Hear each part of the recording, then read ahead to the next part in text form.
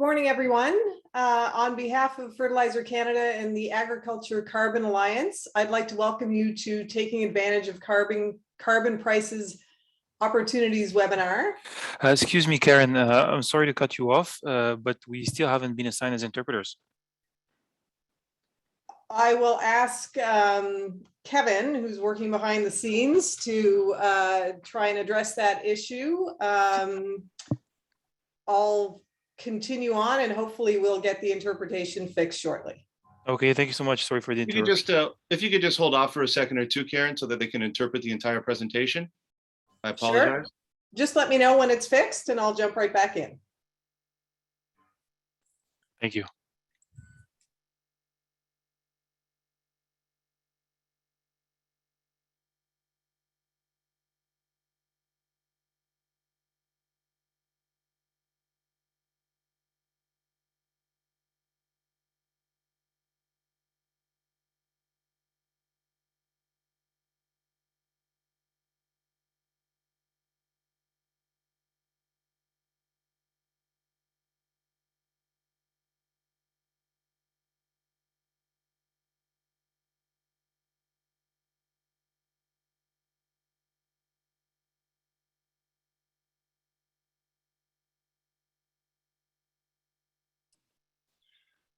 Okay, Karen, we're going to try and sort this offline and you can begin. All right, thanks, Kevin. Sorry for that brief delay. And as mentioned, we're trying to get our interpretation up and running. So if you could bear with us, everyone, we'd really appreciate that. So I'll start off again. On behalf of Fertilizer Canada and the Agriculture Carbon Alliance, I want to welcome everyone to this webinar, Taking Advantage of Carbon Pricing Opportunities. My name is Karen Proud, and I'm the President and CEO of Fertilizer Canada. As the name might suggest, we are the national association that represents the fertilizer industry in Canada. I've only been on the job for about 6 months now, and in one of the early briefings I had with my team, we discussed climate change and carbon markets. This was new ground for me, so I asked the team if there was a way we could maybe put on some sort of a webinar where I could learn more. And I guess that brings us to today. The development of carbon markets is a hot topic, and carbon reduction has been at the forefront of the conversations throughout practically all agricultural circles. With commitments to net zero by 2050 and significant increases in federal funding and programs to develop these markets and assist market participants, agriculture has received a lot of attention of late in reducing overall greenhouse gases and on-farm emissions. Today, we're hosting this event with the Agricultural Carbon Alliance to hopefully provide all of you and me with a better understanding of the status of carbon markets in Canada and abroad. We want to know where the opportunities are, where the issues and opportunities are to exist and address and capitalize on, and how policy will affect the development of these markets. I certainly look forward to learning more on this important and timely issue, and it looks like I'm not alone. I understand we've got a great turnout today with close to 200 people signed up, and I can already see we've got about 124 people participating. And I want to thank everyone for joining us, as well as the great panelists we have coming up. With that, I'm now going to pass it over to our partner in this event, Dave Carey. He's the Vice President of Government and Industry Relations at the Canadian Canola Growers Association and the co-chair of the recently formed Agriculture Carbon Alliance. He's going to provide a few remarks. So over to you, Dave. Thanks, Karen, and a big thanks to you and your team at Fertilizer Canada for making today's webinar a reality. I'd like to begin by introducing our participants to the ACA, the Agriculture Carbon Alliance. The ACA is a coalition of 14 national farm organizations representing more than 190,000 farm businesses. And that equals more than $70 billion in farm cash receipts in 2020. Representing every major commodity from grains and oilseeds to horticulture, livestock and supply management, the ACA was established in early 2021 to ensure that Canadian farmers' sustainable practices are recognized through a policy environment that maintains their competitiveness, supports their livelihood, and leverages their critical role as stewards of the land. the ACA works proactively on behalf of Canadian agriculture to advocate for constructive and evidence-based policies regarding carbon pricing, offsets, retrofit funding, and related environmental policies. Before we get into the webinar, just a few housekeeping items for this morning's session. The presentation today will be recorded and available for distribution post-event. Participants will receive an email with the link. As well, we'll be distributing an outcomes report that will summarize this morning's discussion and highlight critical next steps that could support growers in overcoming barriers and accessing opportunities. There will be simultaneous French translation. We believe they're working on it still, available for this event. To access that feature when available, please click on the small globe image at the bottom of your screen. CEU credits are available for any certified crop advisors attending this webinar, 1 CEU in nutrient management and 1 CEU in crop management. At the end of this webinar, we will display a QR code for you to scan to access these credits. As we go through this morning, please feel free to type any questions into the chat function at the bottom of your screen as well, and our moderators will address them with their panelists as we go. You may submit your questions anonymously or choose to include your name and organization. And now I would like to introduce the moderator of our first panel, Karen Hogan-Kozara. Karen is president of Resco Solutions, Inc., a network of leading advisors making sustainability real for public and private clients in the agriculture, bioenergy, and sustainable food sectors across North America and globally. Karen is no stranger to this topic with over 30 years of experience in agriculture, greenhouse gas measurement, modeling, and climate change environmental policy development, spanning her tenure at the Provincial Department of Agriculture, Climate Change Central, and now in the private sector. Welcome, and pass the floor over to you, Karen. Thank you very much, Dave, and welcome to everybody participating today. I will start with a brief opening presentation, but before I do that, I'd like to introduce you to our panelists in panel number 1. First up, we have Dr. Mario Tenuta, call him Dr. Mario. He's a professor in the Department of Soil Sciences and heads the Applied Soil Ecology Lab at the University of Manitoba. From 2006 to 2017, Dr. Mario served as the Canada Research Chair in Applied Soil Ecology, and is one of the 9 leading researchers in the Canadian 4R Research Network, and currently serves as the Canadian Industrial Research Chair in 4R Nutrient Stewardship. Welcome, Mario. Our second panelist is Katie Sullivan. Katie Sullivan serves as Managing Director of the International Emissions Trading Association, or IETA. It's a global multi-sector business voice for the intersection of markets and climate change. On behalf of IETA's 180 plus corporate members, Katie leads efforts to inform market solutions to address environmental challenges across the Americas and worldwide. In 2019, Katie was recognized as a Clean 16 and a Clean 50 award recipient for contributing to clean capitalism leadership in Canada. Welcome, Katie. Just give me a second to load up my presentation, and I'll sort of set the stage and tee up our speakers. All right. Who Resco is, I think the overview that Dave gave was very good. We do work in the area of intersection of agriculture, sustainable supply chains, nature-based solutions, and trademarked our end-to-end carbon road mapping approach as we work with our clients. Our clients are numerous and many. They range from large corporates to the standard setting bodies. We work cooperatively with them and we're trusted advisors. We work with commodity groups, several of you have interacted with in the past in various forms, as well as small and medium-sized companies and governments to help provide solutions to their mitigation pathways and decarbonization roadmaps. So we're looking at the types of markets. Offsets are one tool in the toolbox. There are many markets and opportunities emerging for agriculture to engage. Today, the focus is on offsets. And we see 2 different types of markets: the compliance carbon markets that we're perhaps used to and being discussed at a national level with the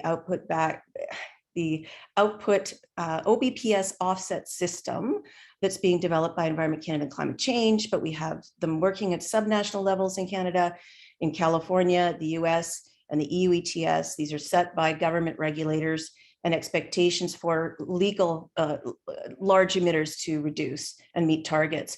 Then on the other hand, we have voluntary carbon markets, the Climate Action Reserve, or CAR, Verra, VCS, Gold Standard, the Clean Development Mechanism, American Carbon Registry, and a lot of small pop-up initiatives that are trying to crack the nut for agriculture, which we can talk about in the question and answers if we would like. And then finally, there's supply chain carbon, an emerging value change initiative. It was just launched this morning. I was on a webinar formally launched, and many large corporates who have set science-based targets need to understand how to go from the WRI corporate accounting standard, which says what, to how it's going to count towards their inventory reporting in their scope 3, all scope emissions. But agriculture is definitely where most food and beverage companies have 70% of their impact upstream, and agri input suppliers as well. So agriculture has been a main focus of the development of the value change initiative globally.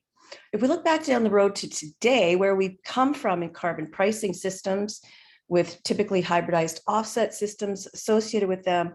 In 1990, there was a few things happening in Europe, Switzerland, and I believe Belgium. In 2007, Alberta brought in its first program, covers the entire sector of large final emitters. And there was a lot going on with the EU ETS.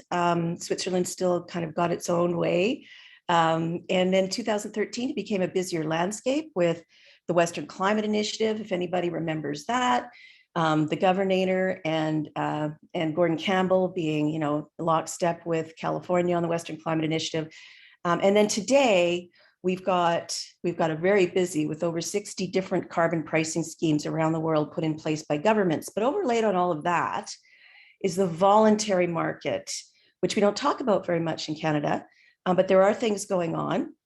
And these are the standards and organizations that are recognized by the airlines, the carbon offset reduction in setting scheme at CORSIA, as well as emerging rating systems saying these are the high quality offsets produced by these standards and organizations. The basic steps are the same, whether you're talking about offset, compliance offset, voluntary offset, or even a supply chain. We use the term inset. In corporate inventories. It basically, to make these steps happen, is you need to seek a protocol that'll work for you by a traditional carbon market. And usually that's top down, unless you've got deep pockets and a lot of gumption and aren't faint of heart to develop protocols. Or in the case of the Gold Standard Value Change Initiative, you're working with developing your MRV and your quantification approach and getting it validated from the ground up. And lots of stuff is happening in Canada around that as well.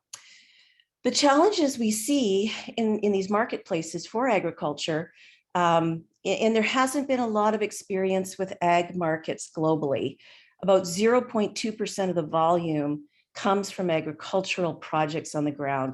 The crash of the Chicago Climate Exchange was our last best opportunity where we had things happening for agricultural projects on the ground. Since then, there hasn't been a lot of success, with the exception of Alberta, because these are not metered and measured. So you're looking at now estimating changes. The other gases are not measurable. Soil organic carbon may be measurable or modeled, but that introduces risk and cost. If you're a regulator, want to accept a standard or a protocol, you're going to have them prove it's conservative. There's discounting that can occur. Reliance on modeling and estimates is all part of that. And there's uncertainty that comes with that. You must disclose your uncertainty to either the value change initiative and the Sustain Cert folks, or to the regulator, or to your voluntary offset market if you're developing a protocol. And every farm has very incremental emission reduction opportunities, and they're diffuse on the landscape. So you need to have aggregation to bring a package to the market that will be sellable and marketable. The revenue stream is small at the farm level, so it's a challenge. And scale, everybody wants to have scale in these markets, but it's been elusive. Soil sequestration is not permanent. And so the world is aligned on 100 years in order to make sure things are fungible across nations with NDCs and internationally traded mitigation outcomes, and voluntary offsets. Katie will talk about this, are trying to be fit within that framework as well in the Article 6 big topic at Glasgow at COP26. Activities can shift outside the boundary. So that risk of leakage, very real in agricultural projects. And the worst is additionality. That's a hard one to swallow. It can't be things that have happened anyway. It has to be in response to the policy signal or the program. And so, efficiency gains are what we all seek, I think, in all of our processes in every sector. But, saying that, well, without the offset, it probably isn't viable. And that's how we do the additionality test. There's lots more tests, but at its core, that's what that one is. So it's a hard pill to swallow. Now, don't get freaked out by this. I want to point out a few things. So I've got the voluntary standards on the first column. Down below are some compliance system activity. So when I said there's only 0.2% of the activity, some of these protocols have been around since 2010 and methodologies with very little uptake. And some of them have gone through several revisions. If you think you're going to be able to implement a protocol in a complex biological system when it's first published, it doesn't often happen. There's a lot of trialing, there's a lot of experimentation, there's people coming forward saying this is not working, and they're working with a regulator or they're working with a standards body saying, we've got to be able to make this work, and here's where it isn't happening. In Alberta, I can't tell you how many versions we've had of several of these things, and there are panelists who have lived through that process who will present to you today. But just getting them right is a challenge. So don't always assume, but you can see in Alberta, there's a story there that doesn't occur anywhere else. And we can talk about why in the question and answer. In terms of what's happening in Canada in opportunities, I think the Ag Carbon Alliance and Fertilizer Canada are very, very in tune with this stuff. We have not seen the enhanced soil organic carbon process start. We have no idea what that's going to look like. The others have started. The next tranche that will be considered is listed here. The one that we're interested in, the nitrous oxide emission reduction protocol, probably won't be touched for quite some time. At least that's what we're told by the Offset Office in Environment Canada and Climate Change. And then there's some recognized units from Alberta Offset System. No other system is recognized in the output OBPS offset system, backstop system. NERP version 2, really quickly, you can go look at it on the website in Alberta. In version 2, we made some significant strides after piloting it with real aggregators and finding out why it doesn't work. And so we've got a lot of streamlining that has occurred, which makes quantification easier, which makes deployment easier, which makes verification easier. And then that basically, the conventional baseline did not work. We introduced a dynamic baseline because a 3-year historical average lockdown of N inputs and crop mass or yield was too variable compared to 4 years out, comparing that your project emissions to your baseline emissions. So we introduced a dynamic baseline. It uses the reduction modifiers that were built in NERP version 2, and it moves with those to back calculate what your emission reductions would be. So you're exposed to the same weather, the same decisions, the same externalities of that year that you're implementing.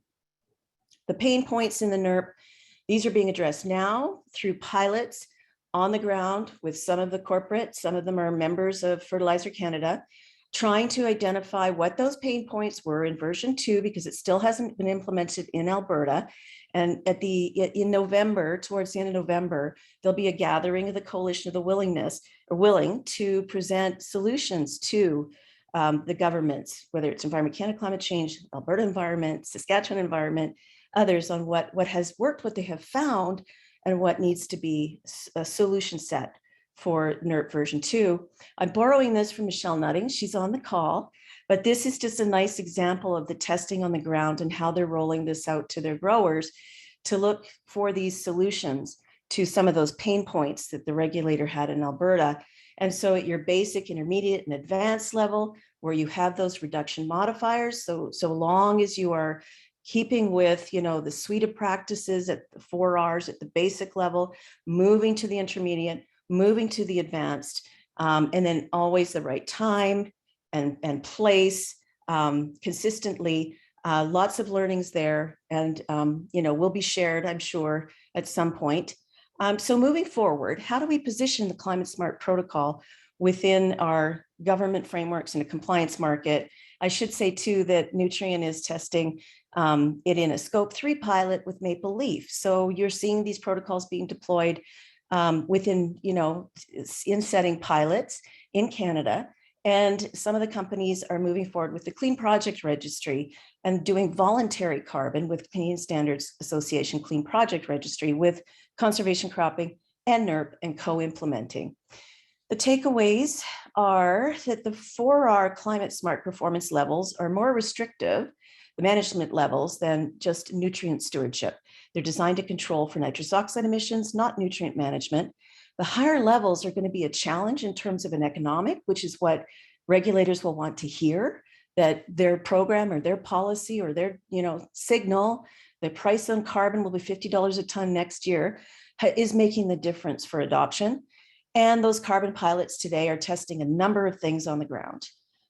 We can have questions about this towards the end of the presentation after we get through Mario's and Katie's.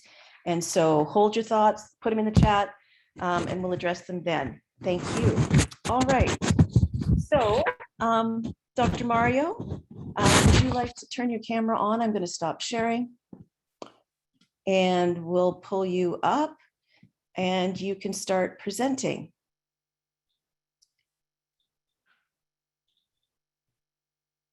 Okay, I'll just continue. It's not allowing me to start my video, but you really don't need to see me at all. Are you able to see my screen? We got it. You got it. Excellent. Well, okay, this is fantastic. And so research supporting the 4R Climate Smart Protocol. Okay, now I've been asked to start my video. There we go. All right, you probably liked it before than right now, but anyway. Research and support, Mario Tenuta. I'm a Senior Industrial Research Chair in 4R Nutrient Management. And I'm going to take you through just a snippet of some of the background work that we've done, are doing, that support the Climate Smart Protocol in terms of emission reductions. Now, the first place we need to start is about the nitrogen cycle, because really what we're dealing with in terms of nitrous oxide is looking at that nitrogen cycle in agricultural fields and changing it so it produces less N2O. So whenever there's crop residues or manure or nitrogen fertilizers, so any material that's containing nitrogen and added to soil, it flows through the carbon cycle. And we're going to have points of loss of nitrogen. One loss is in the form of ammonia. Another is in the form of N2O. And a third is denitrification, which also can produce N2O or nitrous oxide.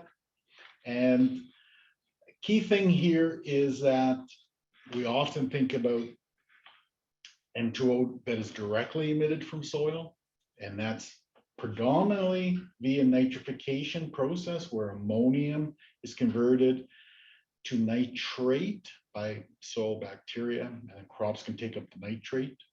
During that process, N2O can be lost. Okay, there's environmental controls in soil, and say moisture and temperature, and available carbon, say organic matter or residues for decomposition, that can contribute to the emissions of N2O. This ammonia volatilization here is an indirect emission. So we can, by reducing ammonia loss from soil, we're also reducing N2O, because the N2O is formed up in the atmosphere when ammonia is present there. Okay, so those are pathways that we can reduce N2O. And a third here is nitrate leaching, because nitrate in waters can also lead to N2O via denitrification. So we have multiple points here. The bottom line is reducing nitrogen loss will reduce N2O emissions. So we can tackle it directly in terms of preventing this nitrification, for example, or we can do it indirectly, preventing ammonia and nitrate loss. And so that's what the Climate Smart Protocol is about, reducing those losses and have a demonstrated and real reduction in N2O emissions, okay? And using the 4R as a basis for the Climate Smart Protocol, where a farmer has decisions over the rate of the nitrogen fertilizer, the source or the product type of nitrogen fertilizer, where it's put, the fertilizer is put in the soil, surface, subsurface, and the timing. Well, in Western Canada, we have options for fall application. And then we also have options for spring application, which is often when planting is done of our crops. And then we also have, in some cases, for longer season crops, mid-season application.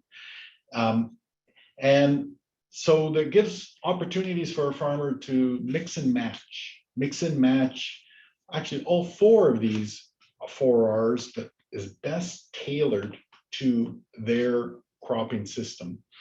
Karen introduced about the basic, intermediate, and advanced application of the Climate Smart Protocol. And so I'm not showing you those 3 levels here. I'm just giving you some examples of the factors that lead into the decisions of slotting in those. So our research has been examining these components in support of the Climate Smart Protocol. So we're going to have some tangible numbers for the reduction loss. And one of the most prominent examples of reductions is using enhanced efficiency fertilizers, and in particularly stabilized nitrogen fertilizers. So recently, over the past 10 years, and even more so the past couple of years, we've had more and more products come available that include a urease inhibitor to prevent ammonia volatilization. So it's an indirect reduction in N2O emissions. Inclusion of nitrification inhibitors that slow down that conversion to nitrate of the nitrogen fertilizer, and that reduces N2O emissions. And I'm going to show you some really good examples of that at play in our research. And then there's a double inhibitor, which is combining both together, a urease inhibitor to prevent ammonia loss and slow down the nitrification to reduce N2O emissions. There are many products available there. These are just some examples of these products available in Canada. And and I only see this becoming more and more an area of development and intense research and R&D by companies. So I'm looking very forward to working with more and more of these products. I'm going to start off, jump into the data here. This is a project that we've completed on spring wheat in 3 provinces, working with colleagues at other Canadian universities in each of Alberta and Saskatchewan.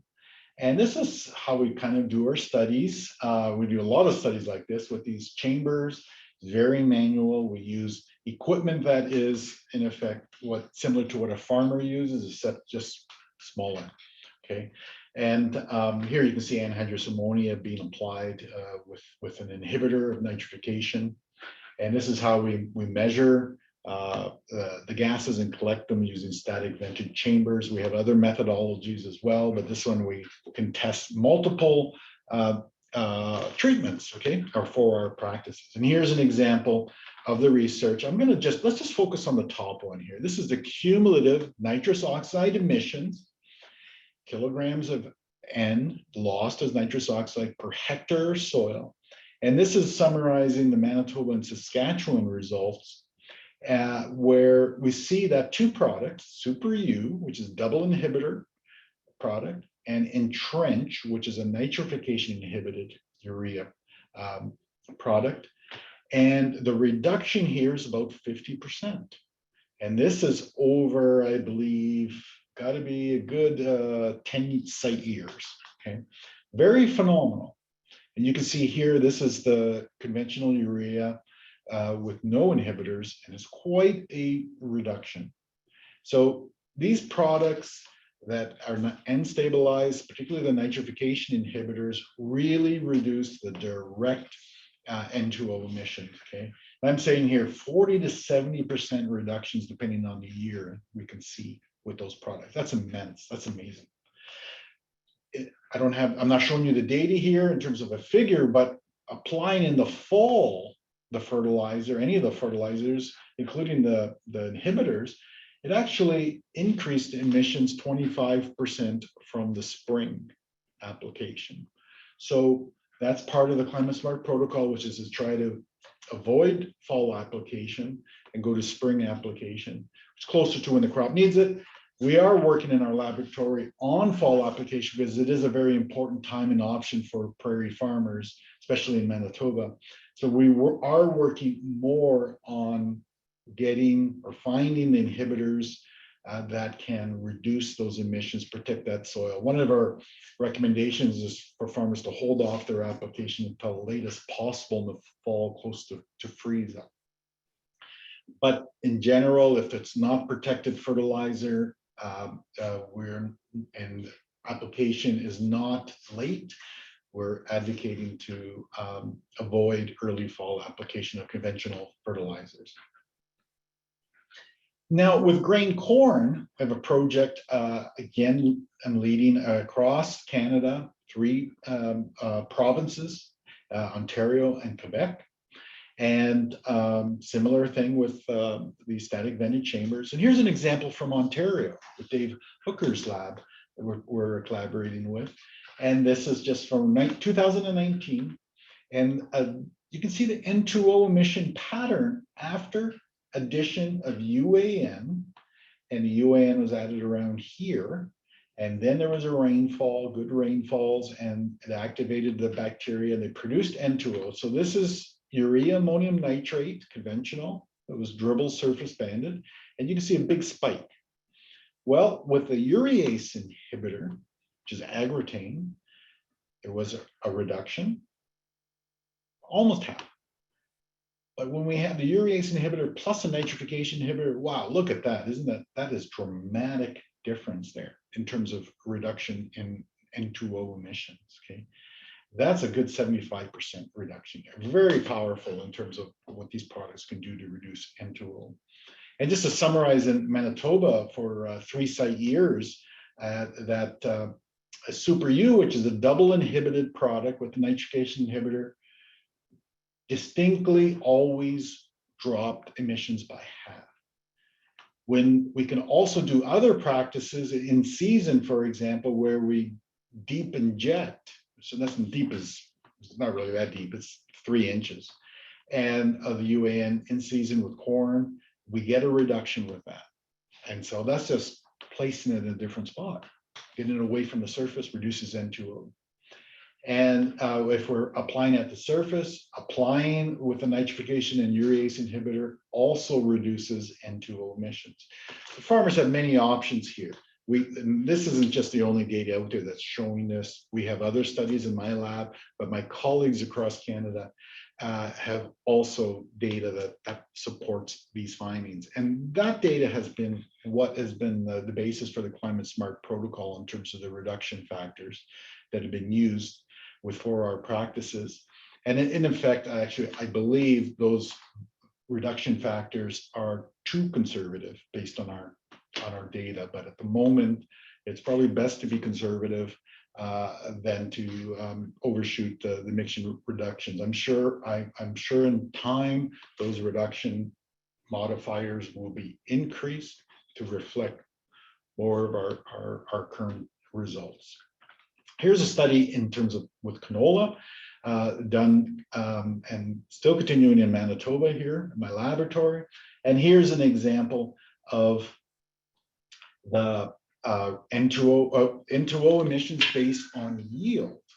Okay, so it's an intensity measurement. How much N2O per amount of yield, and different treatments. Here's urea, conventional urea, broadcasted, incorporated, shallow banded, so less than an inch banded, and deep banded. And you can see that subsurface placement of that urea, and mixing it into the soil or getting it away from the surface really drops down the N2O emissions, but leaving it in a shallow band close to the surface, aggravated emissions, okay?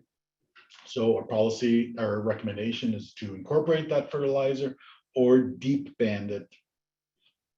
And then we're using Super U, regardless of the placement, there was a reduction in N2O emissions, at least compared to the urea shallow banded. And not significant, but a numerical reduction here, about 20%, and compared to just the urea that's broadcast incorporated. So again, we're seeing here where farmers have the ability to control the amount of N2O emissions based on such as where they put the fertilizer and also using inhibitors as the source of the fertilizer. I just want to start wrapping up here about what the implication would this be in terms of carbon opportunities, because that's what our topic is about here today. So I've taken the soil zones for the prairies and looked at their current estimated emissions from fertilizer use, and then said something very simple. Just if they use nitrification inhibitors, if 1/3 of the fertilizers are nitrification inhibitors, this is the reduction here in kilotons. CO2 equivalents, 2/3 and all. So we have about 5.2 megatons and as status quo current, and we can get a reduction if all the farmers were to use of 1.5 megatons. That's a pretty substantial decrease. And the break-even point for farmers, and because these fertilizers, these fancy fertilizers cost a little bit more money, okay? And there's a premium with them. Here's the premium cost, 10 cents per kilo of nitrogen. And the break-even point to pay for that fertilizer premium cost for the black and gray zones of soil, it's $78 a ton. And that will just cover the cost of the premium fertilizer. And on a CO2 market value. So I'm predicting around 2023 to 2024, a farmer could sell those credits of reductions and recover their premium costs alone. Okay, that's just a premium cost. And so that's if they go alone in that. In terms of going to the markets, not talking about what in terms of on a voluntary or mandatory carbon market of being approached by others to obtain the credits, okay? A little bit less on the dark brown and brown, and that's because the emissions are so much lower on those. So these are the drier areas of prairie. So it's really in those wetter areas of prairies where I'm going to see this really be taking off in terms of trying to reap and join in the markets. With that, thank you very much. Please join us on the web. Search us on the web. We have a good website, giving us a lot of background on this research. And please join us on Twitter for updates. With that, thank you very much. I'd like to now pass the baton to Katie Sullivan. Katie? Thank you, Dr. Mario. That was absolutely fascinating. We are definitely going to be shifting gears now. So give your heads a shake a little bit because I'll be going very broad. Actually, let's first make sure that my screen is shared.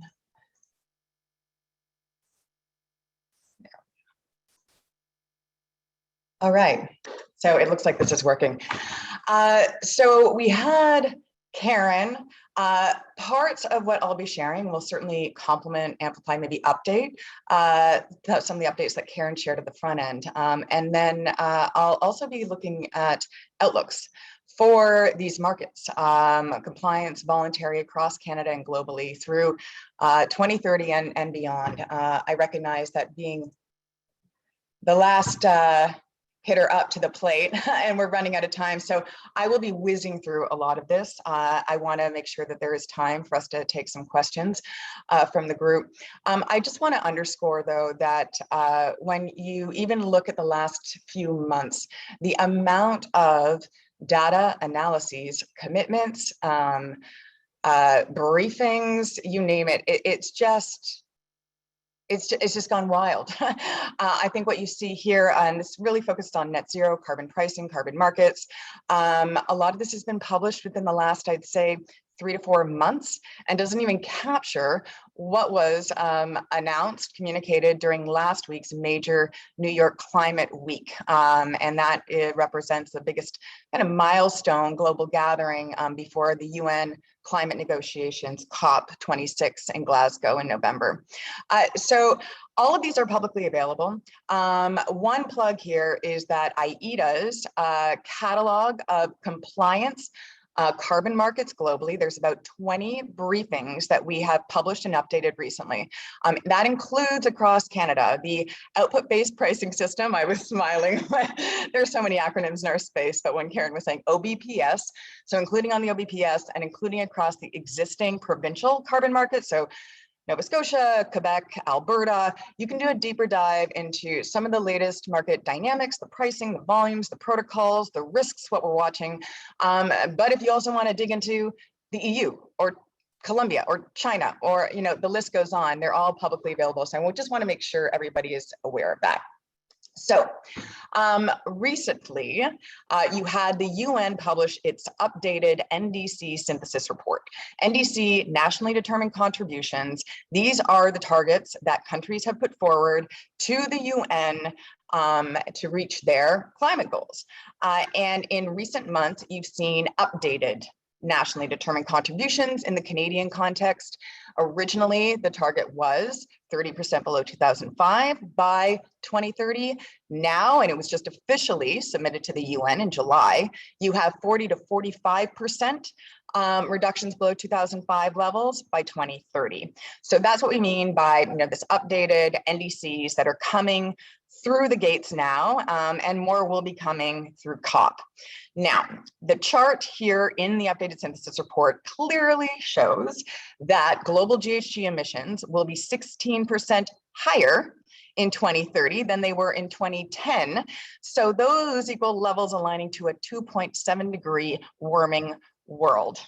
And this is even if all the NDCs that have been submitted to date are fully achieved. And that's a big if they're even fully achieved. So this is really bad news, right? I think we can all agree. For any chance of limiting average temperature rise to below 2 degrees, we'll need to slash emissions to 25% below 2010 levels by 2030.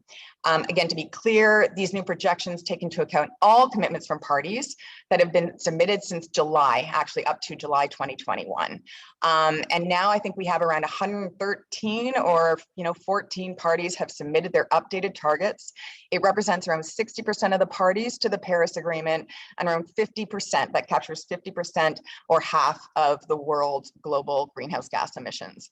So for the context of today's discussion, it's notable that around 70 countries have also indicated carbon neutrality goals to 2050 in their targets. Also, the majority of countries in their NDCs, existing and new, have referenced nature-based solutions and have referenced agriculture and the role that that will play in reaching their targets. Also notable in my world of markets is that around 80% of countries with updated targets have explicitly mentioned the intention to participate in international carbon markets and cooperation. And this compares to about 66% in the original batch. So there's a lot of growing interest and need to use these international markets to reach ambitious goals. But also the moral of the story is that we have serious ambition investment gaps. They need to be filled. We're on a hyper-accelerated timeline. It's an all-hands-on-deck moment. I'm sure all of you know it and agree. We need to deliver the right incentives, price signals to the right communities and stakeholders. And that needs to scale all solutions across reductions, removals, and avoidance. Along the net zero journey, it's going to take into account, or it has to, unique regional, socioeconomic, and temporal considerations. It also needs to take into account unique land-based and sequestration opportunities. So when I say international carbon markets and cooperation, everything in green is that's actually dated. But when you have over 100 countries to the Paris Agreement saying we want to use international carbon markets and trading in order to meet NDCs, that link in the Paris Agreement that actually will provide the robust accounting, the guidance, ensuring environmental integrity is Article 6. We do not yet have the rule book or the adopted Article 6 guidance around the Paris Agreement table. It's the one outstanding issue in the Paris Agreement, and it will be a top priority for certainly the business community. I certainly hope Canada and a lot of other countries and stakeholders as we head into COP. More on that we can talk later, or I'm always happy to follow up on why it's so important. But for a snapshot for this discussion, take a look at the modeling that we've done with the University of Maryland since 2019. And what it does is to say, fine, countries go it alone to reach their climate change targets versus countries can cooperate. They can purchase and sell emission reductions across country borders. And there's obviously a ton of efficiencies that come along with that and cost savings that come along with that. And so what we revealed through modeling with the GCAM model is that you're looking at ballpark $320 billion a year in cost savings if you allow for this international trading and cooperation. If you consider that as a willingness to pay for climate action, then you could unlock an additional 9 gigatons or billion tons of carbon dioxide reductions a year. And I want to just highlight the land use component of this. It's notable that out of that 320, you're looking at cost savings because of land use opportunities of 70 billion, and that could translate into at around 4 gigatons, billion tons of enhanced mitigation a year. So when you look at how all of this kind of the backdrop, Paris Agreement, the drivers. This is actually an updated map of what Karen displayed. So these are all compliance carbon pricing, government-driven mandated carbon pricing programs in 2021. This is the new World Bank report. Over half of these compliance carbon pricing systems are carbon markets, but they're different flavors of carbon markets. They're cap and trade systems like the EU ETS or Quebec. They're output-based pricing systems like Canada. They're intensity-based systems. They're also carbon taxes, but where offsets can be used for compliance purposes like Colombia and South Africa. And that's being looked at more and more as a possible option for other jurisdictions. Then you look at Canada, the microcosm of the world that is its own fragmented landscape on carbon pricing. So this is the latest landscape in 2021 of Canada. Carbon pricing, different prices. You have the federal backstop today is at $40 a ton. And as you can see, that is showcased across some of the provinces, but where some of the provinces have retained equivalency or garnered it to begin with, like Quebec, British Columbia, and well, actually Quebec in particular, because it's a volume quantity-based program with offsets, that price is significantly lower. They're still reaching their target, but it's significantly lower than the federal backstop at 23, actually it's closer to $25, $26 a ton right now. There are tons of questions, and really important to all of us on the line here today is what happens after 2022. We have a fairly good feel for, okay, $40 a ton backstop right now, which provinces are equivalent or not equivalent and basically takers of the output-based pricing system. But when it comes to, and then $50, right, ratchets up next year, but what happens from 2022 through to 2030? And we know that the federal backstop pricing is aiming to escalate by $170 a ton, but which provinces will actually gain or retain equivalency? Which ones will actually move more and more to a quantity-based trading system and use offsets, be it provincially born or used through the federal offsets program? So tons of questions that obviously will have huge dynamics on the market players, the opportunities, supply, demand, and pricing in Canada across these systems as we head through 2030. As Karen clearly mentioned, there's also a growing convergence between the world of offset systems in the voluntary space and compliance. More and more you're seeing compliance markets, including governments, actually adapt, if not fully adopt, programs and protocols, certainly lessons and best practice from the voluntary space. And I'm running out of time here, and I know. The other thing is just the voluntary space. I will be the first to admit the voluntary carbon markets didn't take up a lot of my time as I've been in the space for 15 plus years until very recently. It was small, it was pretty opaque, right? It was compared to compliance markets, including compliance offsets, it was smaller. Now it's a different game. It is growing significantly. And this is from a brand new report that was published about a week and a half ago, Ecosystem Marketplace, that actually looks at the evolution to date, but the market size by traded value of voluntary carbon offsets. And as you can see right now, that was data mid 2021 at 748 million US dollars. By the end of this year, it's undoubtedly going to reach 1 billion ton value, which is a record for the voluntary space. When you dig into the project type and prices, this report does a great job where you can see red plus the forestry, that's getting a lot of attention. The prices are $3 to $10 a ton or so. A lot of that is reduced emissions from deforestation and degradation. Lots of renewables happening right now, lower prices. Also, they're gradually exiting. They no longer reach that additionality threshold around the world. When you go to the grasslands, rangeland management, agriculture, there are getting higher prices relative, but super small volumes, right? As Karen clearly mentioned. So my final point is that with the voluntary space surging because of investors and energy providers and oil and gas and all these major net zero commitments, they're desperately seeking high integrity offsets to reach their targets. And so there is also the recognition that these voluntary markets are simply going to grow in scale. And this is McKinsey looking at come 2030, you're looking at around 2 billion to around 23, understanding that's a big range, billion gigaton volume, tons that will be represented in the voluntary market. So 15 times plus, growth over the next few years. This has triggered a lot of international groups to say we need to help make sure that we can scale these voluntary markets, ensure they're more transparent, there's more standardization, there's more commoditization, there's more integrity and ensuring integrity on supply side and demand side of the equation for these voluntary markets. And so that is what prompted Mark Carney, who brought in over 450 individuals, experts, and 250 organizations represented to work on the Scaling the Voluntary Carbon Market Task Force.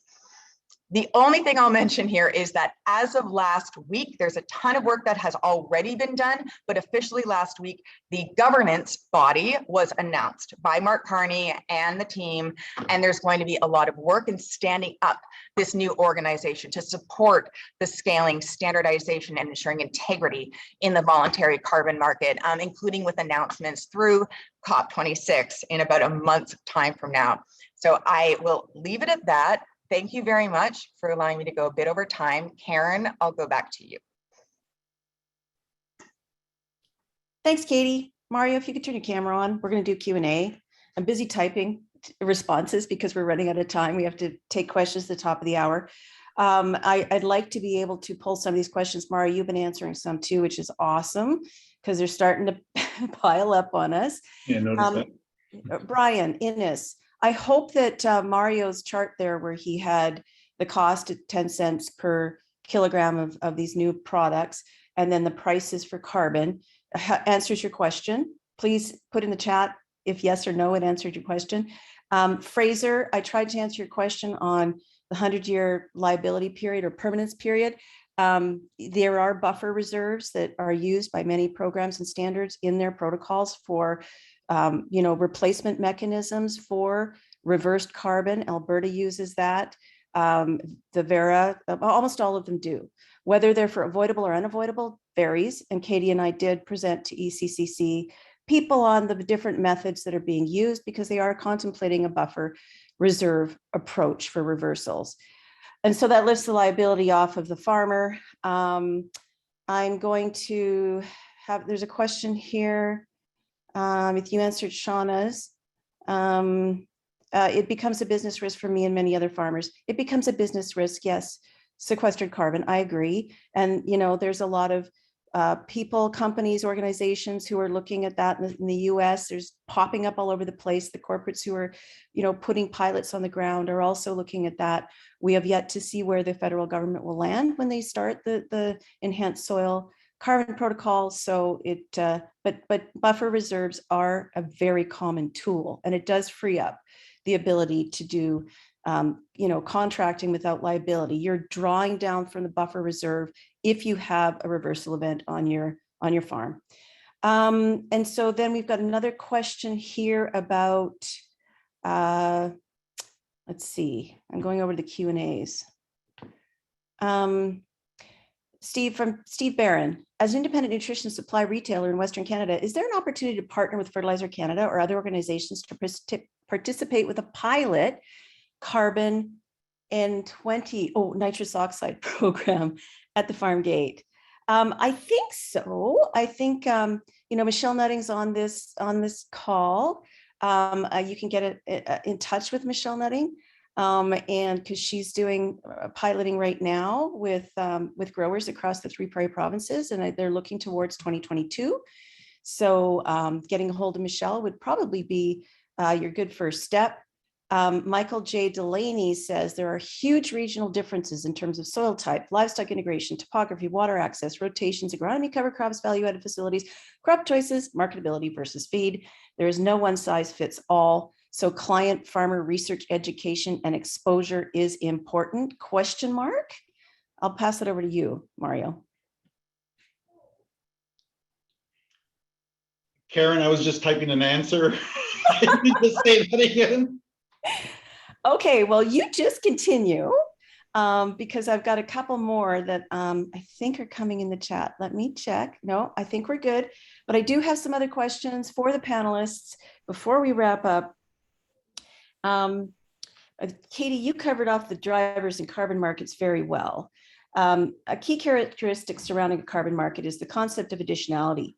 How could early adopters be incentivized to enter carbon market programs without being excluded in the short and long term?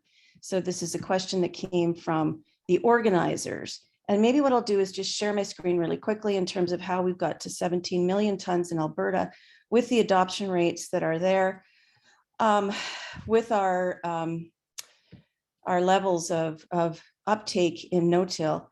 So basically, if you look at the conservation cropping protocol in Alberta, for every 3 tons that are sequestered in the soil, 1 ton is credited. You can see that it's very conservative estimates from our National Emissions Inventory Report, which is the blue bar. Measured is higher, modeled is less. And then we adjust by the level of uptake of the no-till practice in the 2 protocol areas. And then we have that buffer reserve. So that's why, and it's not always popular when people look at this for the first time, but it allows the activity to be eligible in the Alberta system. And the way that works is, we brought in Alberta's policy in 2007, our logic, and this was developed by the Soil Management Technical Working Group during the 2006 timeframe when the Liberal government was in place. And so basically the idea is that why would we not care about all this stored carbon just because we bring in a policy that says now it'll be rewarded?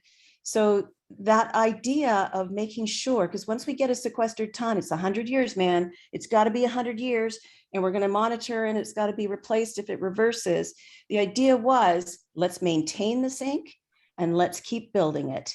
So the emission factors in the National Emissions Inventory are adjusted by the level of adoption of these practices, and it's only new carbon going forward. And an idea called proportional additionality that was recognized in the Western Climate Initiative, recognized by the Waxman-Markey bill, by the Kerry-Boxer bill, and by our 2008 Turning the Corner. That's how you can allow early adopters to participate.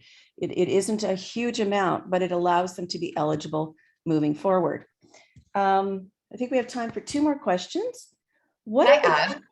Yeah, Am I allowed to add? I think this is important, that this is why, if you can point to the experiences, the rationale that Karen has just pointed out about why it matters for that earlier, option, the proportional additionality, and why, the science is behind you, the climate benefits are behind you. It's so important to have then a coalition who's coming together and coordinated, and like what you are now seeing with ACA, the Agriculture Alliance. I can't underscore how important it is, because that is what governments, legislators, other stakeholders, that's what they'll listen to, right? So the other thing is why, and this just goes to why the opportunity is right now and right for nature-based solutions in just like the fundamental approaches to additionality. It cannot happen. These projects cannot occur where there's already regulation requiring it, right? Also, where there's carbon pricing coverage. And that's why when you look at what's happening even globally, China coming online, Mexico, Colombia, all these other countries, the opportunities become narrower and narrower to even have viable revenue streams for carbon projects and eligibility. They become more like waste and forestry and agriculture, because a lot of the other parts of the emissions pie of these economies are covered by regulation or carbon pricing, or they're becoming business as usual economics. And that's what we're seeing in renewable energies. Okay, final word to Katie. Thank you, Katie, because we're going to have to wrap this up. We need to get going on our next panelists. So thank you, Mario and Katie, for input on these really important issues. We'll try to answer questions post webinar. I believe these will be posted and circulated, and it's being recorded. I'm now going to turn it over to Dr. Dan Heaney, who will be moderating our second panel, focused on providing a grower perspective. Dr. Heaney has worked as an agronomist and a soil scientist nationally and internationally for over 35 years. He completed his education at the University of Alberta, earning his PhD in soil chemistry in 2001 while I was doing my master's degree. He is a professional agrologist, holds a practice license from the Alberta Institute of Agrologists in the areas of crop production, greenhouse gas assessment and management, biosystems, biosolids, compost, and manure management. He's also a certified crop advisor with a 4R nutrient management specialization. Help me to welcome Dan Heaney. Thank you, Karen.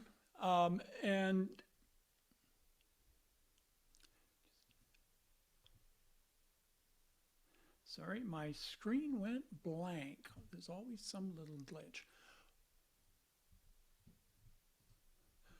Okay, bit of a rough transition there, but just to get going here, just let me remind you that as with the first session, please send questions via the chat box, and we'll try to address them in the Q&A that follows. And you can put them in anonymously or include your name and company. Before I begin on my short presentation, I will introduce the panelists joining me today, starting with Graham Gilchrist. Graham is a farm management and GHG marketing specialist with more than 30 years of experience. He's the owner of Gilchrist Consulting. He is also the CEO of Biological Carbon Canada. So welcome to Graham. Our second panelist is Dr. Calvin W. Booker. Dr. Booker received his Doctor of Veterinary Medicine in 1989 and his Master's in 1992 from the Western College of Veterinary Medicine in Saskatoon. Dr. Booker went on to become part of the Feedlot Health Management Service team at TELUS in 1992, serving as an epidemiologist, data analyst, and production consultant. Calvin is currently a managing partner in the firm and has responsibilities for R&D. And lastly on this panel is Jocelyn Velistic. She's an agronomy consultant and a farmer. Jocelyn is growing her career around soils, starting with growing up on the family farm, where she remembers the days when the minimal disturbance seeders and continuous cropping were being adopted, which shows some of the length of time, I think, that some of these reduced tillage practices have been around. She went on to pursue a career in agriculture, working for 7 years as an environmental consultant. Jocelyn obtained her MSc in soil fertility from the U of S and is now farming with her husband in southeast Saskatchewan, where she also operates an agronomy consulting business. Jocelyn has served as a director on the Saskatchewan Soil Conservation Association and as president for 2 years, and now serves as a director on the Saskatchewan Wheat Development Commission. So welcome, Jocelyn. So just a reminder, put your questions in the chat, and I'm going to share my screen and going to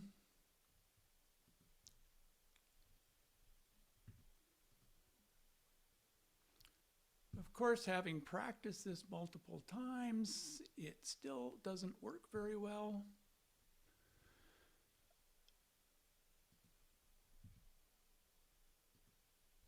Okay, here we go. Sorry about that. And you'll want to go to s- the top, I think, to your top What's that? slide. Go to the first slide. I think that's your last slide, if I'm not mistaken. There we go. Thanks, Karen. Okay, you would have thought I hadn't done this before, although over the last 2 years I've done plenty of them. So what I wanted to spend a bit of time on is taking a look at some of the opportunities in Western Canada, and in particular, one that Mario built out a little bit about nitrous oxide avoidance. So in Western Canada, we've done carbon sequestration. We've proven the carbon sequestration protocols are adaptable and can be implemented at the farm level. In Alberta, we've done millions of acres over close to 20 years now. The problem with the carbon sequestration on tillage, of course, is we're starting to run into additionality problems. It's business as usual in much of the prairies and some of the rest of the country. The nitrous oxide avoidance approach, which is one of our other choices in crop-based agriculture. We've had the NERP protocol in Alberta for almost a decade.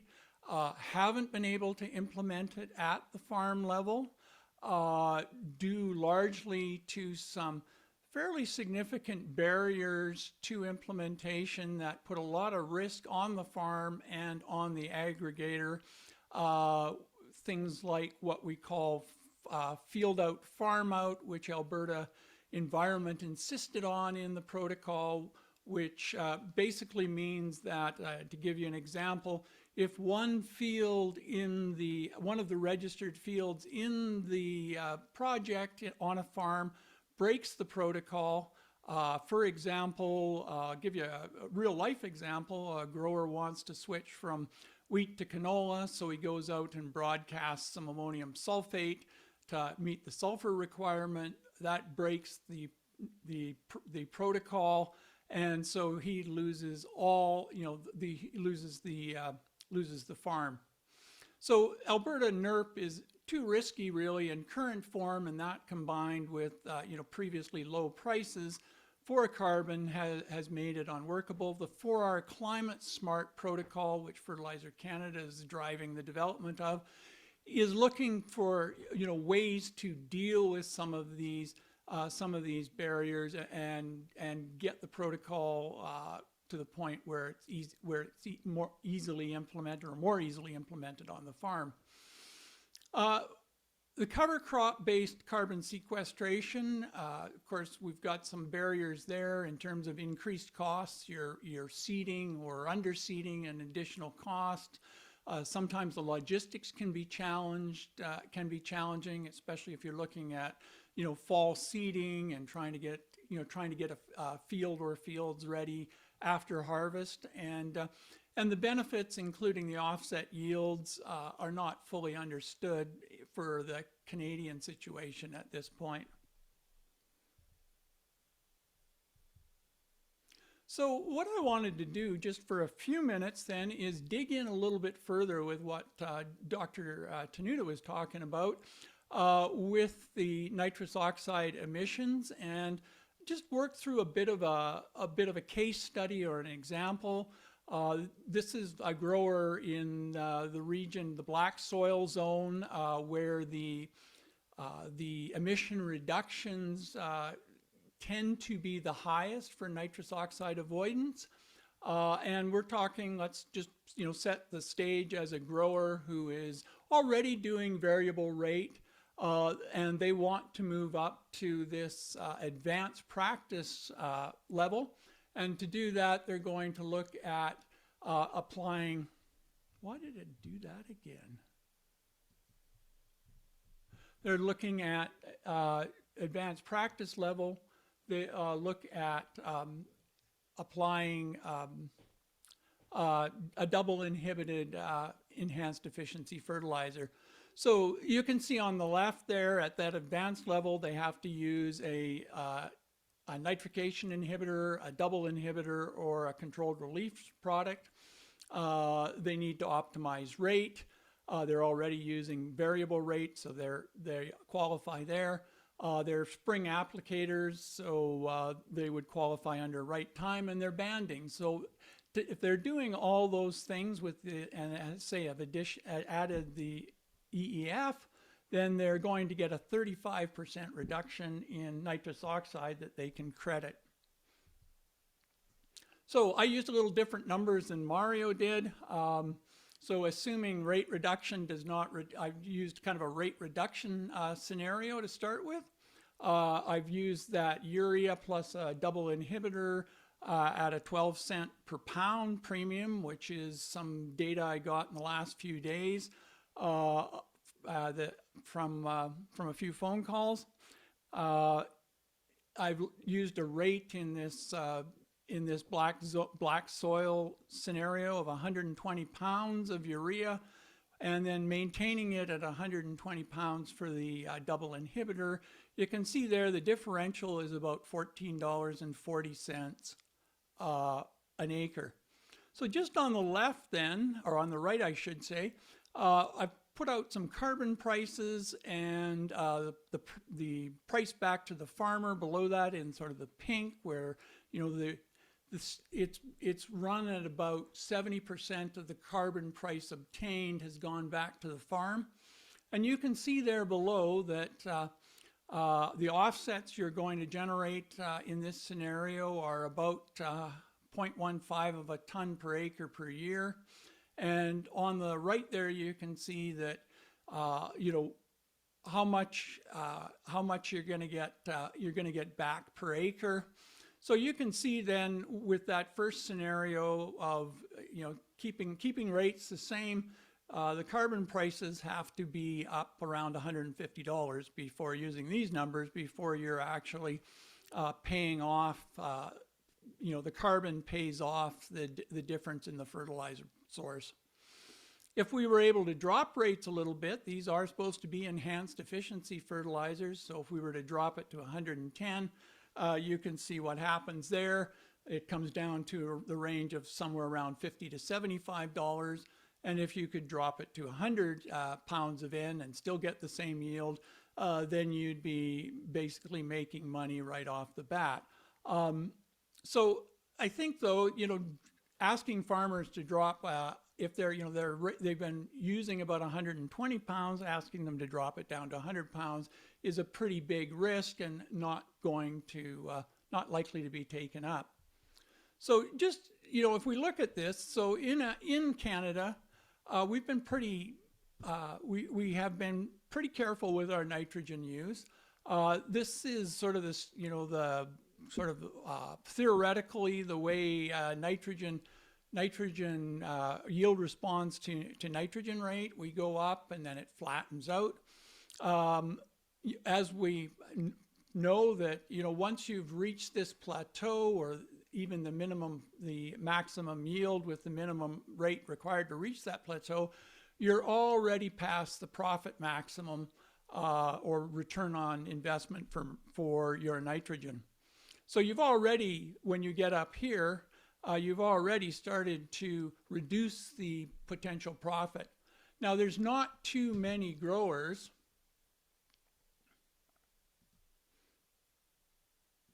that I know of that would be up in this range here, if you can see my pointer, where they're well over the top and they could drop back into this range and still maintain their yield. And maintaining yield is important because of leakage issues. So if we drop fertilizer rates and yield goes down, there's the risk that that fertilizer will be applied somewhere else in the system or outside the boundaries of the project to make up that yield and supply the market. So just a quick second look there at Canada at about 60 kilograms of nitrogen on average on our fertilized land. And you can see that compared to Europe, I've used here, you know, we're down in their minimum range, whereas lots of them, you know, lots of areas in Europe are up into that 80 to 100 or 100 plus. So when Europe talks about dropping rates by 20% as they have, they maybe have a little more room to play with. Yes, it's a different climate. Yes, they're aiming for different yields, but I think you can also, if you go back and look historically, the way their systems are set up, their subsidies, those kind of things, they've been over applying to some extent. So different situation in Canada where we've been more circumspect with our nitrogen. So just looking at it from a different point of view, let's look at it from a yield increase. And the enhanced efficiency fertilizers are, as Mario showed, are very effective at reducing emissions, nitrous oxide emissions. They are reasonably effective, or quite often they'll increase the nitrogen use efficiency. Yield responses are a little bit more hit and miss. But what I looked at here is then the same kind of idea is how much of a yield response would you need at various prices to pay for that, fertilizer, that change in fertilizer to an enhanced efficiency product, net of what you're going to get for the carbon. And you can see the values there that, again, you know, for high, as prices are a little lower, it's a little more of a yield, but you know, you're looking in the range for wheat at $8 wheat. You're looking at, as carbon prices go up, you know, without any carbon pricing, you'd have to have a bushel and almost 2 bushels. As carbon gets up into the $50 range, you'd have to be, you need about a bushel and a little over a bushel, and then it drops off. Canola, of course, a little higher price per bushel, and the values that you get are a little lower in terms of per bushel, bushel per acre gain to pay for that. So I think what we're, part of my message here is that this is super, you know, using something like Super U is one of the easiest switches to make. I mean, most growers that are already using urea can make that change. There's a price increment involved in that. The carbon pricing that we're expecting in the next few years, you know, in this range here, perhaps would partially offset that cost, but in order to get whole, you're either going to you're either going to want to or would have to reduce rates or you know, get a bit of a yield boost. So those are just some of the you know, some of the parameters and some of the risks that the grower would take on just on this one example of implementing a new practice. So I think just then to finish off and hand it over, what I would say is that, you know, each farm's going to be, the circumstances are going to be unique.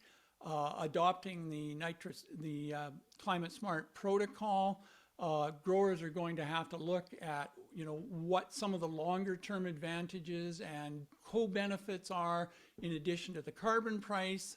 The carbon price will help offset that transition, but they're going to have to look for things like if it's, you know, improved logistics, yield bumps, ability to reduce rates somewhat, better data management, those kinds of things that will improve the overall operation. Those are the things they're going to have to consider when if they decide to opt into a nitrous oxide reduction protocol. And without further ado, then I will hand it over to Graham for his presentation. Dan, thank you. So Dan, you have to, can you, there you go. Yeah, we're going there. Thank you, Dan. Now I should make sure I do the same thing here. Well, thank you very much, Dan, and thank you to all the folks online to be a part of here. I got asked to talk a look about the farm management question and interacting with both the amount of greenhouse gases that need to be reduced, and then ultimately then how that impacts your bottom line as a farm. To start the question, to share with you, this is the 2020 cash flow statement coming from Stats Canada, and it gives you. Graham, your screen is not being shared currently. Okay, my apologies.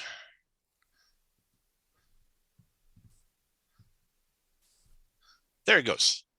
Got her. We good now?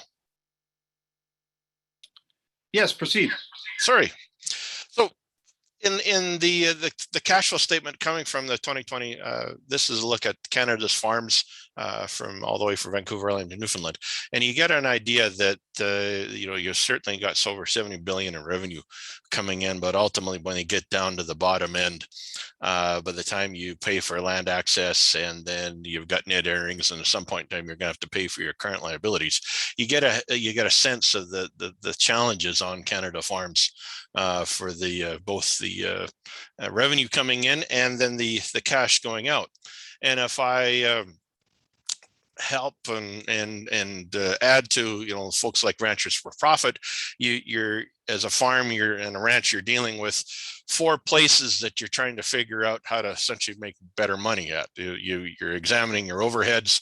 The next suggestion would be examining your direct expenses. Finally, you're dealing with your turnover and revenue, how to put revenue and cost of goods sold. And lastly, do you have the right debt structure to handle, whether or not you're trying to finance everything through current liabilities or you're moving it over to term debt. So those are the challenges that farms and ranches are facing as we talk about both greenhouse gas reductions and revenue opportunities. To remind everybody, certainly we've seen in presentations out there, agriculture sitting at 8% of the total Canadian greenhouse gas numbers, and folks will certainly argue that's a small number, and various reasons why we should be on the table or within somebody's discussion and impacts by policy. But you have to take a look at closer numbers. Canada is a very large CO2 producer, and ag in the great middle is the numbers coming out of the 2019 report. Ag's only 0.5% of that. Where we have a challenge is within our methane and nitrous oxide. If you look at methane, we're 29% of the Canada's total numbers, and if we follow that further into the data, you realize that 85% of what's happening in our methane in the ag sector is coming from enteric fermentation, and the rest of it is coming from manure. If we look at our N2O emissions, yes, Canada is 5%. Ag within that number is 78% of that total, and then you look down at how those numbers break out. Manure is still there again. We have soil indirect, which is a nice way of saying farm fuels and things like that. And then we look at our soils directly. So that's both our fertilizer, but also included in those numbers are things like burning of crops and things like that. So it gives you a handle of we still have a challenge to reduce our greenhouse gas emissions if we're going to play in that framework. Some of the work we did. Also, why I'm saying it's a farm management question is because like good policy out there, you're going to subsidize the things you want, you're going to tax the things you don't want. We did this work based on some LCA that the Canadian Roundtable of Sustainable Crops published, you're looking at the total cost, the net present value per acre you see there for farm energy use, fertilizer, nitrogen, and pesticides. But recognize out of that total amount, you only directly see easy to measure and directly that you're paying $245 based on that. The rest of those emissions either show up as exempt or they are so buried in other invoices that it really doesn't make any sense management wise to try to deal with them. So understand that from a tipping point, ag is certainly situated differently than other businesses in the supply chain that are fully exposed to both levies and then also commitments made to shareholders and bankers. What I want to get across, though, is some work's being done on the marginal cost curve. And this is across all the sectors, not just dealing with fertilizer today. And you're seeing at the bottom there quite a few ideas of how you can reduce emissions and the emissions potential, which is the purple numbers. It ranges anywhere from specialty crop nutrition all the way over to, which I haven't seen on the machine or dealer lot yet, a fully electric tractor. So bear with this. But we also then have the abatement curve. So that ranges anywhere from almost $550 cost for you to try to implement that. And then if you move to the right-hand side of my screen, you're seeing cost savings showing up on the right-hand side of doing these practices today without interacting with a greenhouse gas market to make changes on your farm. So if we look at the left-hand side of what I just showed you, a couple of things to right now, a little different numbers than my previous speakers, but certainly fertilizer timing and controlled release fertilizers are sitting in that area of about $65 to try to implement before any type of greenhouse gas offset. And then if we get down to some of our particular livestock, we're ranging anywhere from $88 to $133 a ton. To try to implement these types of technologies to try to capture, anywhere from 350 to, all the way up to 300 million metric tons to try to do. If you go to the middle of that screen, you've got things like livestock technologies, nutrient use, and rotation do have emission reduction potentials. Their abatement costs are sitting right at zero. So it's at a tipping point whether or not that particular farmer ranch wants to engage in those technologies, understanding that there is no cost and or revenue potential, depending on if you want to take those on. And then if you move to the right-hand side of the screen, I was talking about then whether we're dealing with better digestible feeds, prevention, machinery maintenance, and as you go across the screen, you get both the greenhouse gas potential reductions that you're trying, but you're also seeing a positive return on that investment net, as I said, before you engage in the greenhouse gas markets. To remind everybody, and I've added a new market here, that we've got 4 markets that you're engaging on as a farm and ranch, and they're not uniform. They have different rules, and certainly Katie and Karen and folks have talked about. We've got revenue sitting, regulated market certainly right now at 50, moving out to 150 by 2030. We have our volunteer market. Right now we've got a US futures at 6. Expanding out to 24 US, depending on how you want to look at all the different markets you might want to enter into. We have our supply setting, as you said, scope 1 to scope 3. Long story short, from a farm, scope 3 is your footprint on the farm. And then scopes 1 and 2 are dealing with the greenhouse gas costs to get the product to you, and then the greenhouse costs of getting your product to market. The last sleeve, which is showing up, that has some partial carbon sink attached to it, mainly it's an EG&S market, but you're seeing personal service agreements. So for lack of, we're lumping, those range anywhere from ALICE payments from their foundation to World Wildlife Fund or conservation easements. So those also are dealing with some partial carbon agreements to protect them. So lastly, as I close out here, we're dealing with the same thing here. We did a little work to look at the greenhouse gas savings on the right hand of that screen using a Canadian price of $750. There's about a $2.6 billion increase if we can capture all of those greenhouse gas abatements and deliver the same positive revenue to the farm based. We did the same work. then also looking at a regulated price. So we're looking at the net present value of Canada's current levy, discounted at back to 90 before risk and discounts. We're looking at a $29 billion hit if we can capture all 20% of what we've just promised here. So there is each individual farms are going to have to make choices, but there is some positive news if you can get both dealing with the emissions and making sense as you look at what you're trying to do on farm. Thank you. As I said, Biological Carbon Canada, we're a nonprofit here based in Alberta, dealing Canada-wide, membership-based, and certainly welcome your membership. And with that, I'll turn it over to our next speaker, and Dr. Kelvin. I think you're on next. I'll stop sharing and turn it over to you. Thanks, Graham. Appreciate that. Lots of information there. Lots of really good stuff. Good morning, everyone. Really appreciate the opportunity to present today. Can you see my screen? I think you can.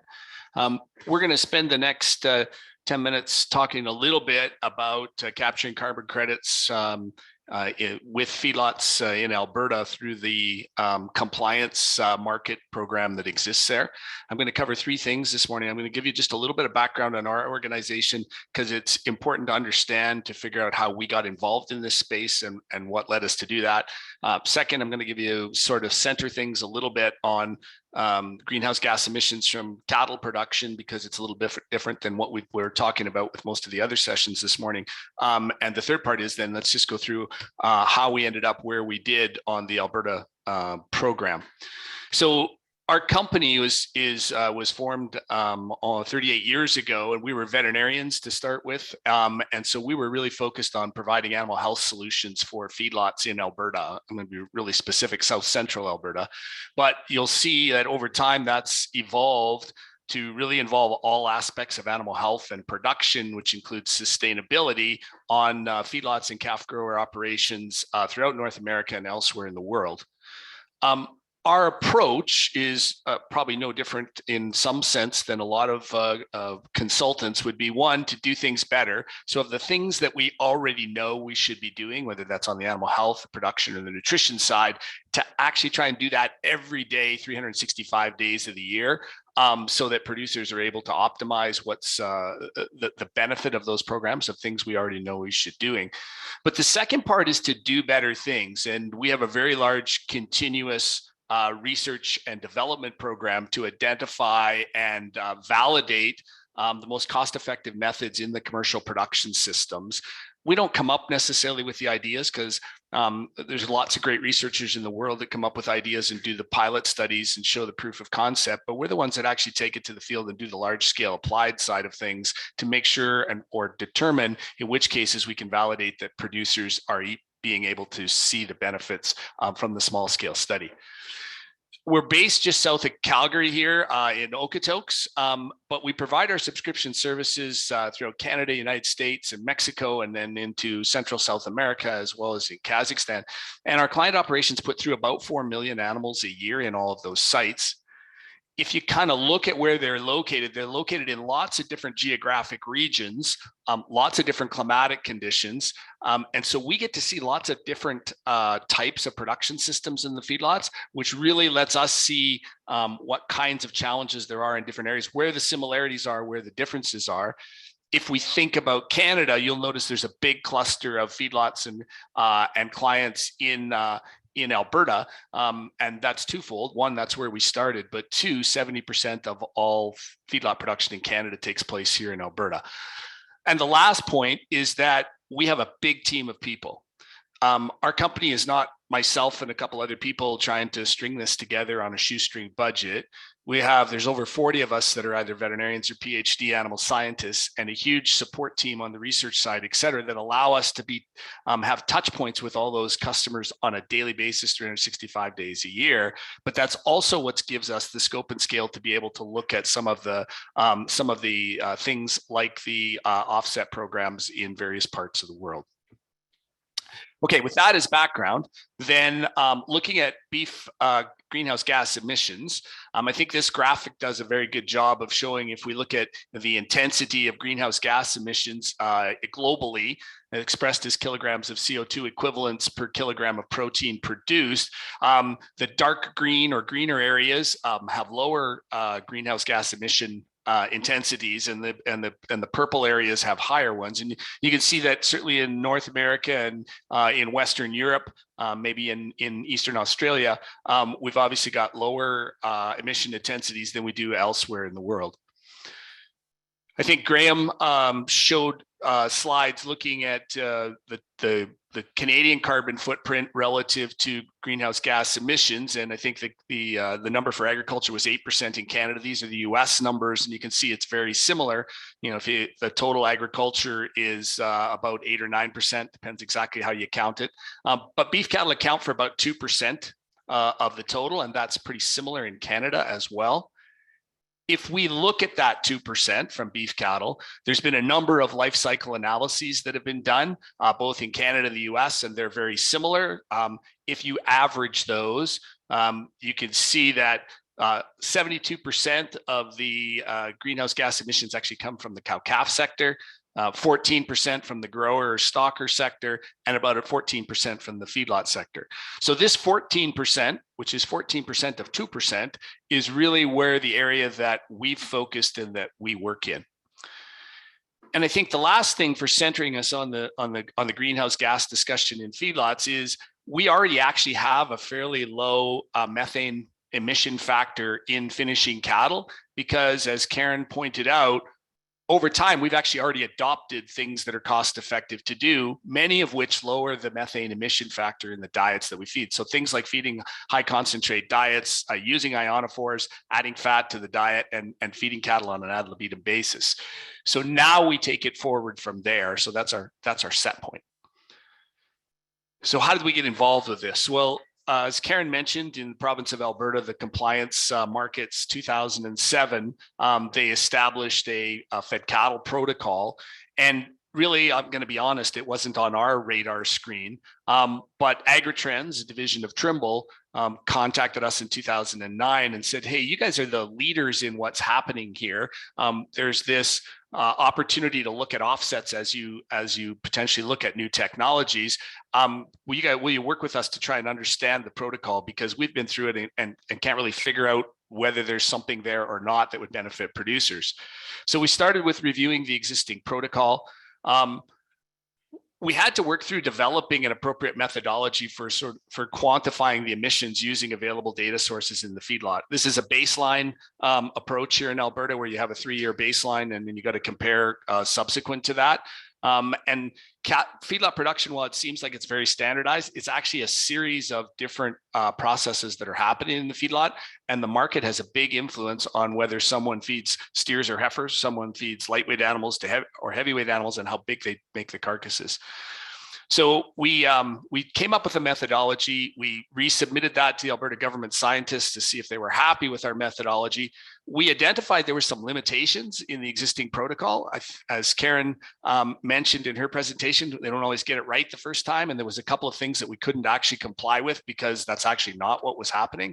So we got an updated version of the quantification protocol that was published in February of 2016. As working through this, we worked with 2 client feedlot operations that we knew had excellent production records as part of what their normal procedures.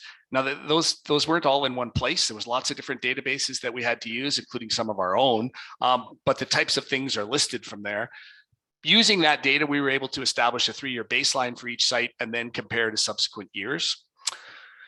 We were able, with the revisions to the protocol, we were able to claim and sell the first greenhouse gas credits from feedlots in Alberta in 2016 for the production years 2012 to 2015. That involved the quantification, verification, registration, serialization, and sale, all words that I didn't really know too much about, other than maybe quantification and verification, before we started this process. We continued to harvest the credits from the pilot feedlots, and the term on those projects is 8 years.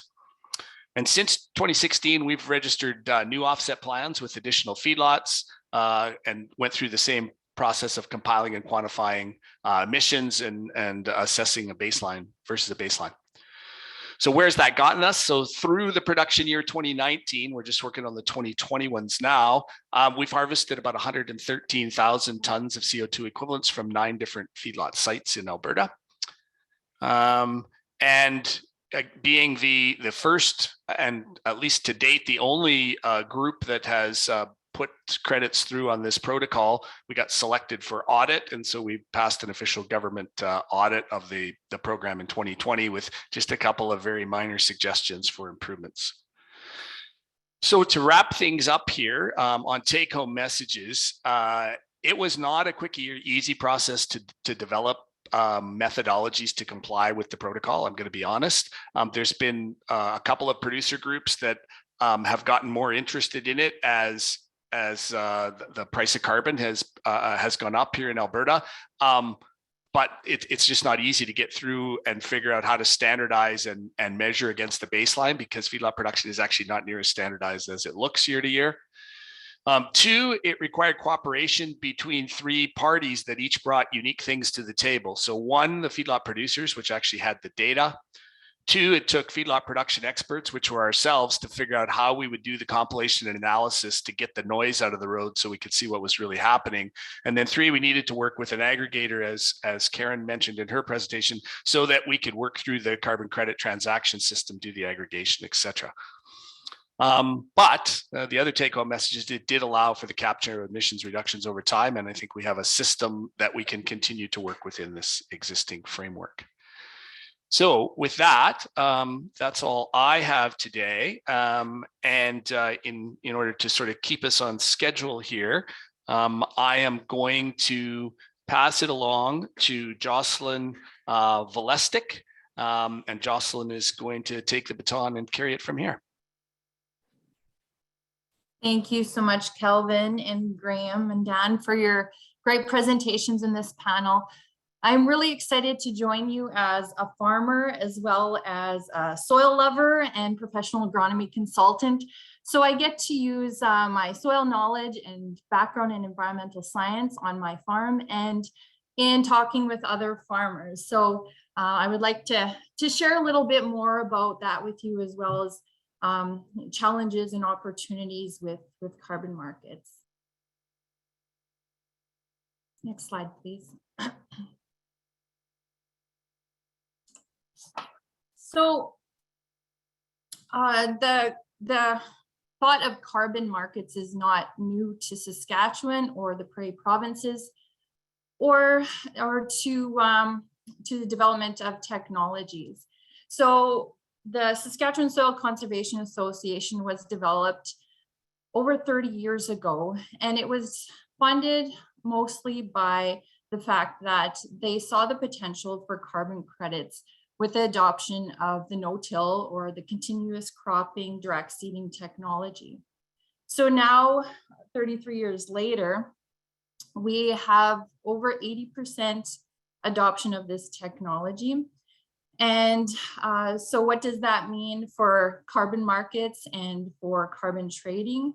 And what does that mean for nitrous oxide emissions? So I'm going to go through a little bit of what a farmer would go through in the decision-making process, because when it comes down to it, we as farmers need to see that this can be adopted and what benefit does it bring to our farm. So I just want everyone else to kind of follow along with me in the decision-making process on my farm when I go through my planning for the next year. So with my soil background, I really push the 4 R's, but I push 5 R's. So I really think it's important to have the right rate, right place, right time, right source, as well as the right balance of nutrients. So for example, if you're doing a variable rate program, it's important to do a very variable balance of nutrients, because we have different balance of nutrients for different fields and different management and different zones.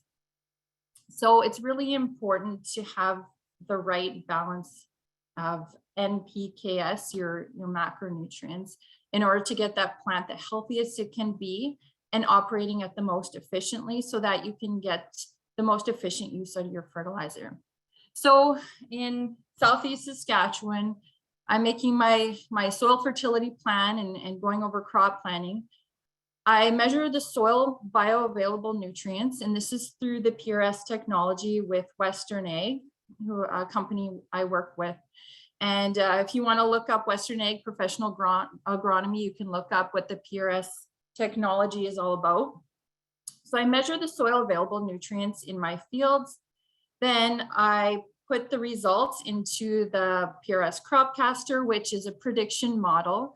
So the curves that were brought up by Dr. Dan there earlier of, you know, the rate of return of your fertilizers, we take into account the soil, what is in your soil already and what is being supplied to your plant for nitrogen, phosphorus, potassium, and sulfur. And we have curves for each nutrient. So there's a rate of limiting return for each nutrient, and we want the best balance. So we hit that kind of sweet spot for each nutrient.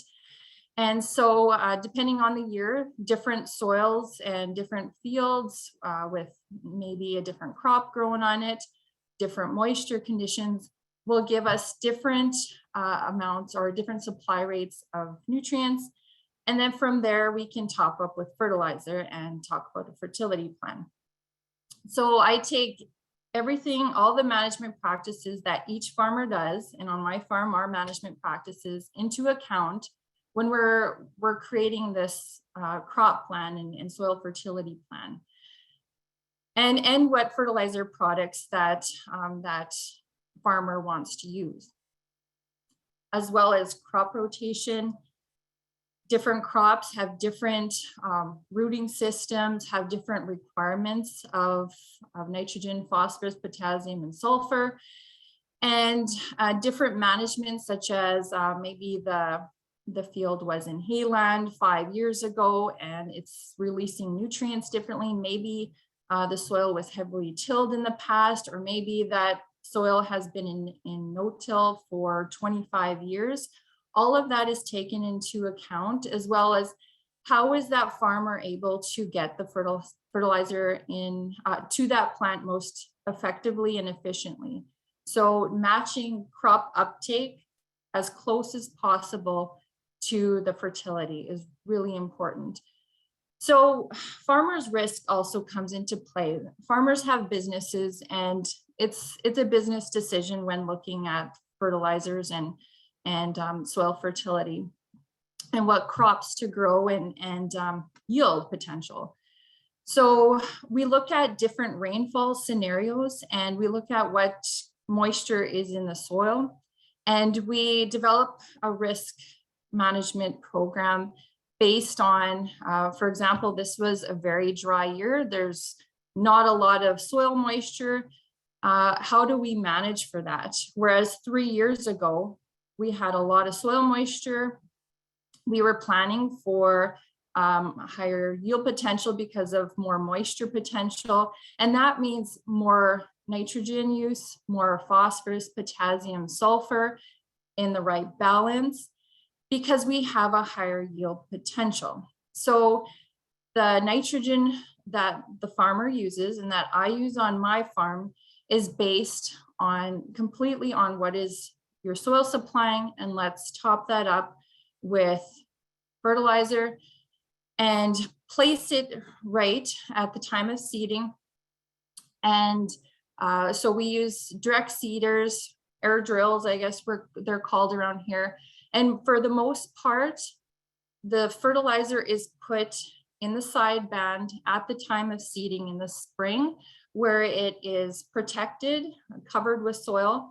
And especially on a year like this, say the nitrogen fertilizer didn't get used up, then I mean, different things are happening in nitrogen cycle, but the soil isn't really biologically as active as it would be in higher moisture situations And there's fewer losses occurring through leaching as well, because we haven't had the rainfall to do that. So on a year like this, for example, on my farm, we're seeding some fall rye right now.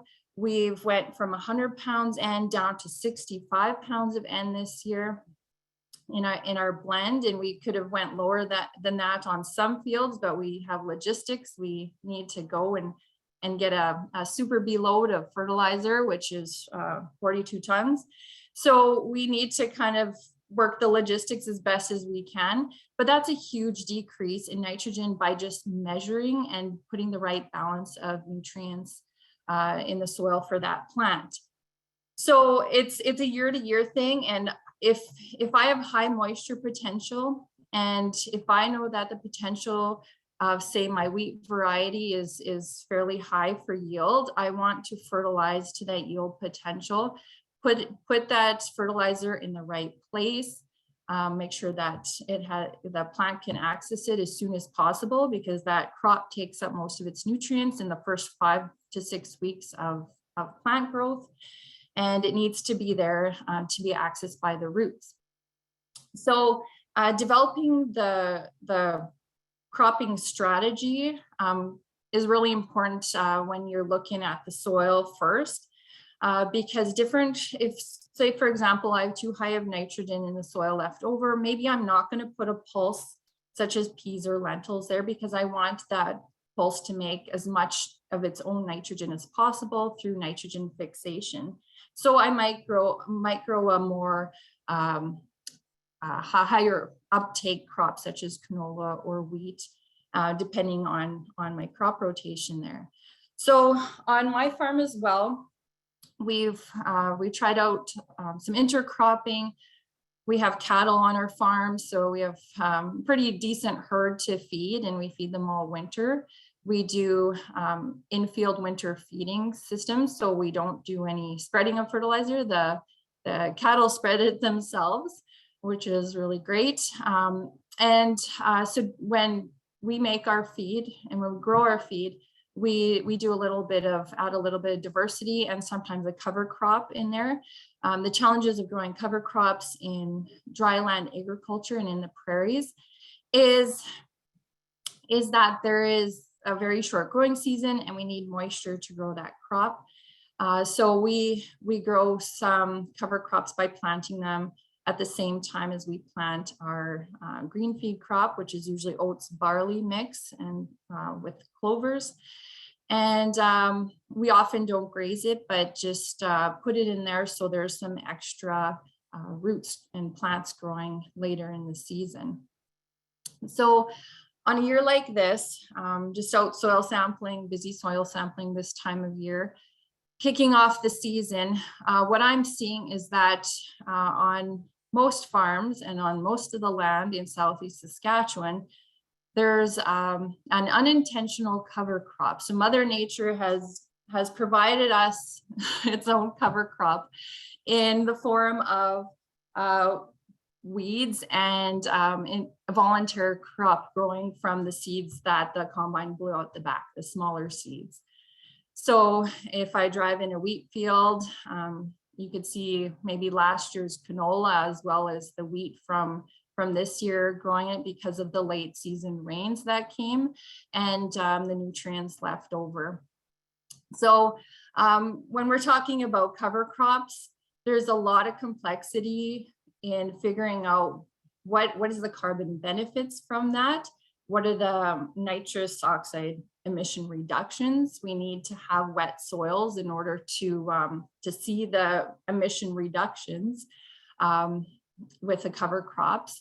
And what if we have dry soils and we don't have those emissions? Do we still get emission reduction for doing a certain practice? And there's a lot of complexity in the science behind that, and I can appreciate that.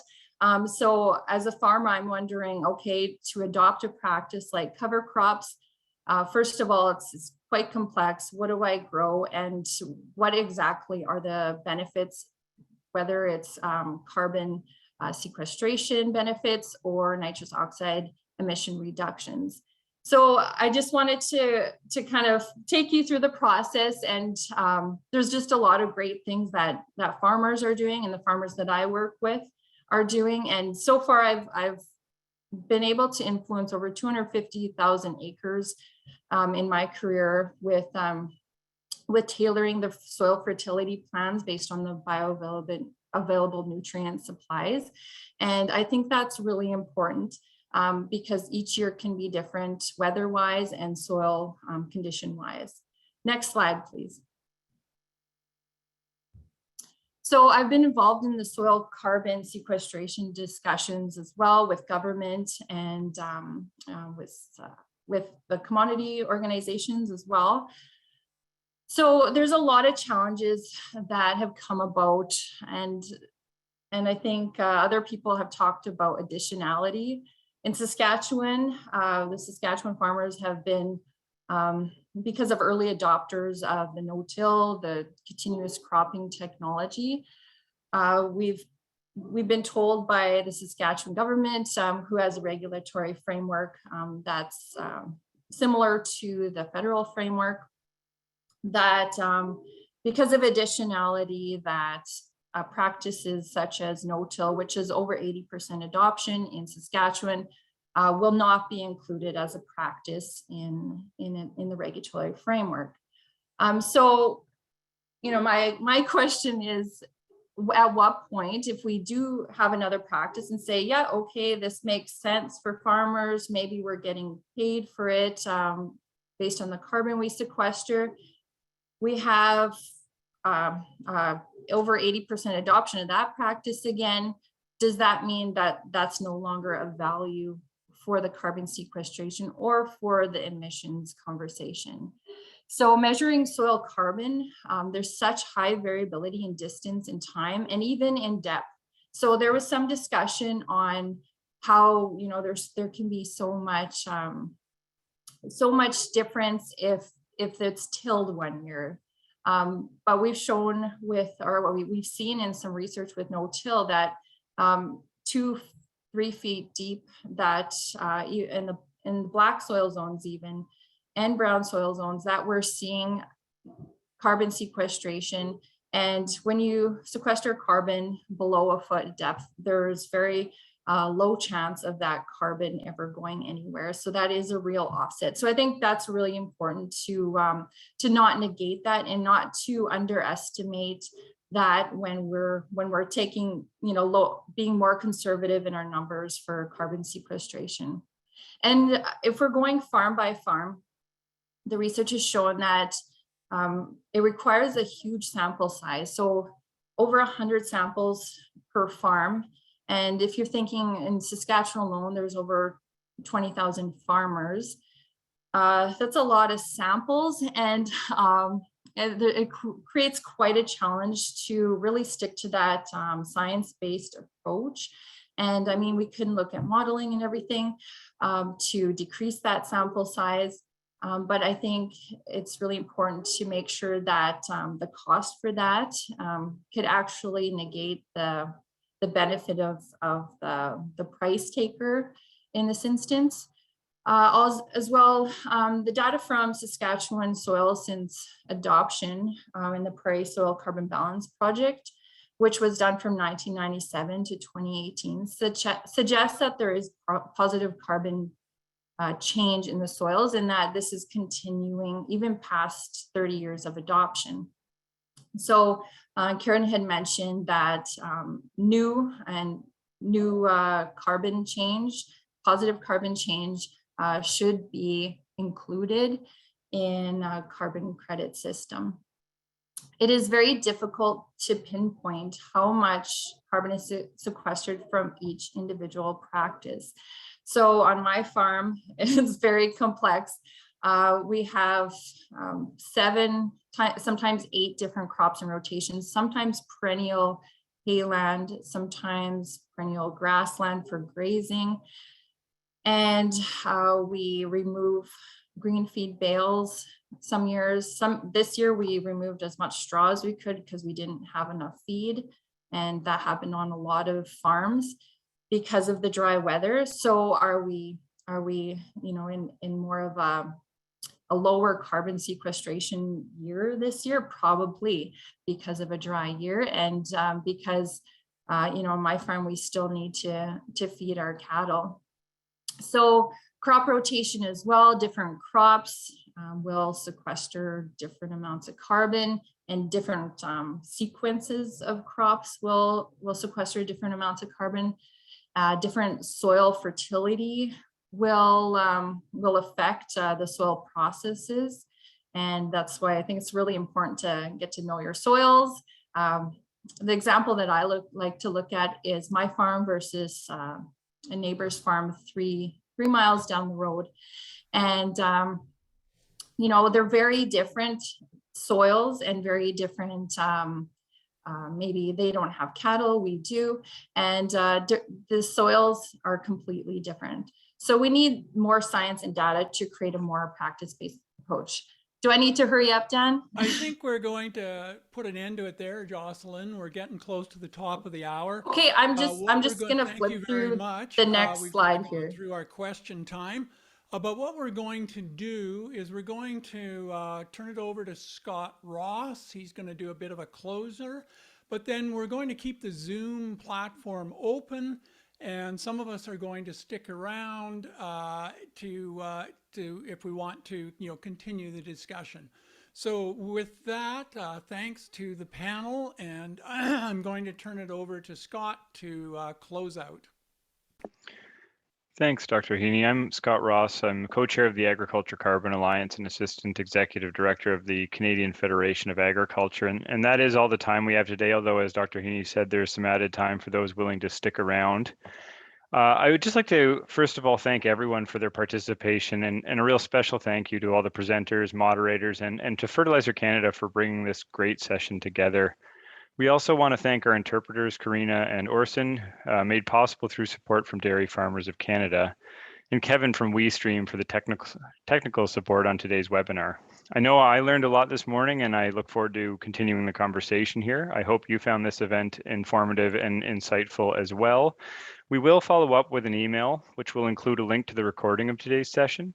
Also a reminder, as previously mentioned, we are offering 2 CEU credits for certified crop advisors on today's webinar.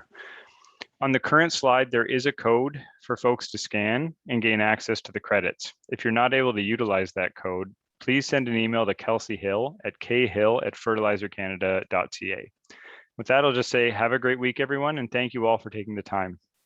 And I guess we'll return it back to the discussion for those that would like to stick around.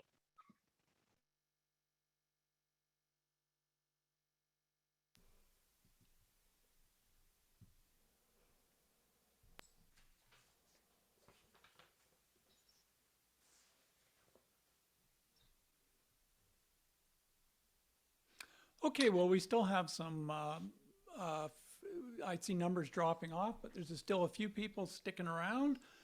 So I'm going to start with a question then. Just for the panel, I'll start with Graham, and then we'll work through it. The group. What's the biggest barrier for farmers in Canada to transition into carbon markets? I have Jocelyn's slide ready to go if they end up going there, but. Okay. Yeah. So Graham, what's the biggest barrier?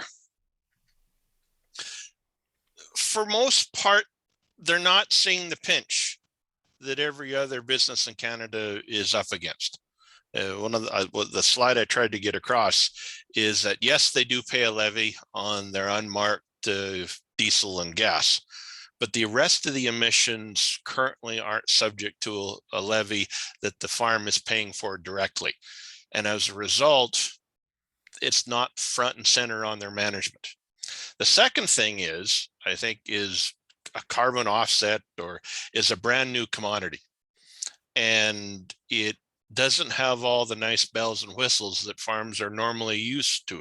We've got things like the Canadian Grain Commission, guaranteed grades. We've got a well-developed set of service industries to help you both inputs and, getting things to market. So as a result, you have all the growing pains of getting a new commodity, deciding ultimately, if I can pick on Jocelyn, whether or not she's going to enter into the market. And then all the costs of getting that product to market are borne with the price. There are no external people picking up bits and pieces of that cost to get it to market. There's no Canadian Grain Commission. There's no CFIA standardizing beef grades, as an example. So all of that and all that risk is fully borne by the price, and that makes it a risky market to get into. So that'd be my answer, Dan. Okay. So Calvin, if we went to you from the livestock side, what do you think you've been through this? What were the, major barriers to getting producers into your program? Yeah, so I think initially it was that the value of the carbon credits, you go back to 2009, I think they traded at $6 a ton. They're just, when we looked at what we thought the potential emissions looked like, there just wasn't enough dollars at stake to get anybody particularly interested in it.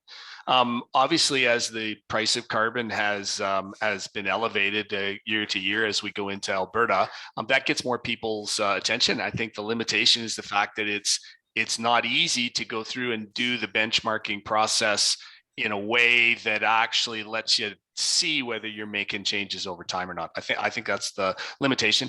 The other limitation would be you do actually have to have really good data sources to be able to go through that process. Large scale feedlots have those because they need them to run their business. But if you were a small farmer feeder, you probably don't actually have those records. Yeah, I would say on the crop side, that's also one of the limitations is having the data that's required for these protocols. So let's twist it around a little bit and go to Jocelyn then. So Jocelyn, like Calvin mentioned, low price when they started out was a bit of a barrier. Have you got an idea, or would you like to share some thoughts on, like, in terms of dollars per ton or dollars per acre, what kind of number does the market need to get at before it will start to farmers will start to sit up and take notice? Well, I think, with the Alberta program, talking to farmers there, they receive something like $1 an acre, maybe every year for doing no-till. Canola is $20 or $22 an acre. It makes sense for me to grow grain and grow more grain and grow it efficiently in my cropping system and in my business. So in terms of value, before I change a practice, I'm doing all the practices right now anyways. Am I going to be paid for them? I don't know. But I'm running my business as efficiently as I can. The one thing I would like to note that I didn't get a chance to is nitrous oxide emissions are very different from carbon sequestration using different practices. So one is fertilizer use, and the other is say using no-till technology, and maybe cover crops do a bit of both. But it's nitrous oxide is a different greenhouse gas than carbon or CO2. So and different from methane. So how is that going to be treated? Is nitrous oxide 300 times? And if I'm emitting nitrous oxide, does that negate any carbon sequestration that I do as a farmer is a question that should be raised as well. In terms of, barriers to adopting BMPs, I think it's really important that each BMP brings value to the farmer. So if it's value in carbon credit, then I need to see enough value, and it has to have ease of adoption. So it has to make my life and my business better and easier, as well as, make it financially viable. And that's the reality of it, is that we are farm businesses. We care about the land. We care about, our practices that we do. We also need to see value from every single practice that we adopt. Okay, thank you. And so I'll add to that. And Jocelyn, you Go bring ahead. up a good point on on the revenue side. You've got two models, and both are kind of messy. On the price side, you're starting with at least on the regulated side, you're starting with a regulated price, and so right now we're getting up to 40, and we should see $50. The emitters that are buying it automatically are putting a discount on those. Part of that is the risk on these things. They're also having to do their own due diligence over and above verification. So that cost comes out of the system. So then you have a discounted price then being discussed between the emitter and the aggregator. The aggregator, yes, costs time, effort, and money to serialize the offset. So there's a commission attached. So by the time you get done to that, you've got a price on the farm that ranges right now, $22, $23, $21 a ton, as an example. The other piece, as you mentioned quite rarely, is the output of the protocol. So the protocol, at least in the conservation cropping, was sitting at 110 tons, 1,000 acres, 0.1 an acre. If you were to move that, in a best scenario, 330, you captured that full sequestration protocol. You got to change all the rules then. The farmer's got to be then responsible for the buffer. The farmer has to then be responsible if there's a reversal, he's got to pay for it. So, if you want more output, it changes the nature of game, and then ultimately what the farmer making the claim was liable for. So the challenge in the protocol development process is to put the most out there as possible, regardless if it's with Kelvin, with the livestock protocol or the next best protocol coming along. You have to make a decision on, if you're going to be conservative, what's the output of the protocol, and if you want more, then what is the farmer actually liable for if there is a reversal? And how's the farm going to pay for it if particularly, God forbid, you've got rules like in this province, if a final emitter submits a bad certificate, is the farmer liable for the $250 per ton fine Alberta Environment levies on the emitter? So there's some politics politics isn't the right word, but some very real challenges in both the price side and the output side. So Can I just jump in to add before to we that, go there, Graham? I'm just going to ask Allison or whoever had it to flash up the QR code for the CCA. There's a couple of people waiting for it before they hop off. So whoever has that. Dan, I'm just going to add on here while you're doing that. While we're waiting for that. Yeah. I think it's really important and that you have bankability of carbon credits as well, and being treated, carbon credits being treated as a commodity that farmers can have control over saving those until the price goes up, because maybe that would have more value for farmers that way, and having a little bit of control of your own carbon, which is something that you've done I've done as a farmer. I've put carbon in the ground. I know it's a real offset. Then I want to have control over the bankability and making sure I get the most out of that carbon that I put in the ground. And I'll keep on, if there's a value to carbon, I will keep on finding ways to put more carbon in the ground. Yeah, you've got a really good, Jocelyn. Right now, the only mechanism is, the only way you can bank it is, number one, you got to get serialized in the first place. Take the QR code off or just leave it? Because then you've got a certificate that you can stick in your back pocket, and you then decide whether or not you're going to market or not. One of the big challenges we found when we were doing some of the verification and dealing with farms, the further you go back in time, if you bank it and think you've got the data, and then you don't do anything for several years, and then you go ahead and try to put together, farm data dies. The ability to go back and get evidence. I can't go back in time and get your 2012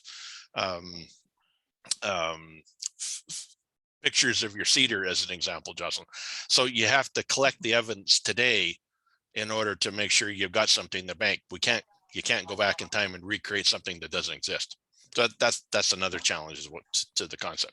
And 58. the other one more that I would add to that is in the province of Alberta, actually they put expiry dates on the credits as well. So because there were those that were going to hold them knowing that the price was going from $10 to $20 to $30 to $40, and they actually put expiry dates on them so that they became substantially discounted the older the credits were. Yeah, there's also, I think, some information starting to show up that in the voluntary market, that the market isn't all that interested in vintage credits. That Correct. They're, they're looking for the, credits that are being generated in the here and now. So, we wanted to put up Jocelyn's last slide. Clyde Graham had a keen interest in it, so if we could do that, I think.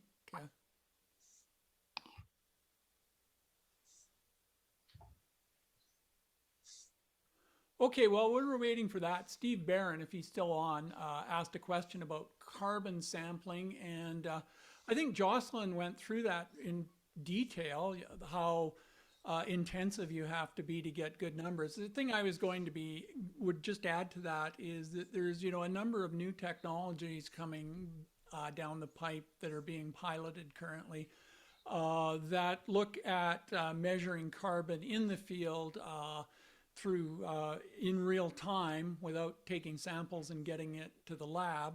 And so these, these may offer a more economic view of looking and mapping carbon in the field. One of them operates somewhat like like an EM38, for example, where you drag the sensor over the field and it measures down to about 30 centimeters. And the other one is a probe approach that you could actually attach to the soil probe.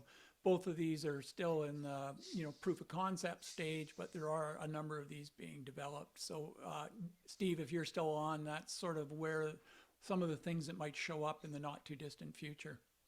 I think one of the challenges, Dan, to that is then the protocol building process has to catch up to today's technology, because that type of evidence has to be prescribed in the protocol itself. You can't bring it in with a verification. Just to remind, verification is a fancy name for audit. So no different than the auditor coming in and you can't add a receipt that you're missing. You can't bring in evidence after the fact. So all of our protocols, both volunteer and on the regulated, need a regular updating just for the fact that evidence, the ability to create good evidence continues to move as we apply technology. And those protocols need to be rewritten to say, well, that new NDV data or that new EM38 style thing needs, once vetted, needs to be prescribed in the protocols. Yeah, Graham, I agree. And either the protocols need to be flexible enough that as these technologies are proven out, they can be brought into the protocol without major revisions. So Yeah, I think Dan, in the Karen US here. have that approach. Karen, yeah. Yeah. So the current development process will have the methodology or protocol developer who wants to use that technology prove out the precision level and uncertainty of those new methods of determining soil organic carbon change, not mapping stocks, but stock change.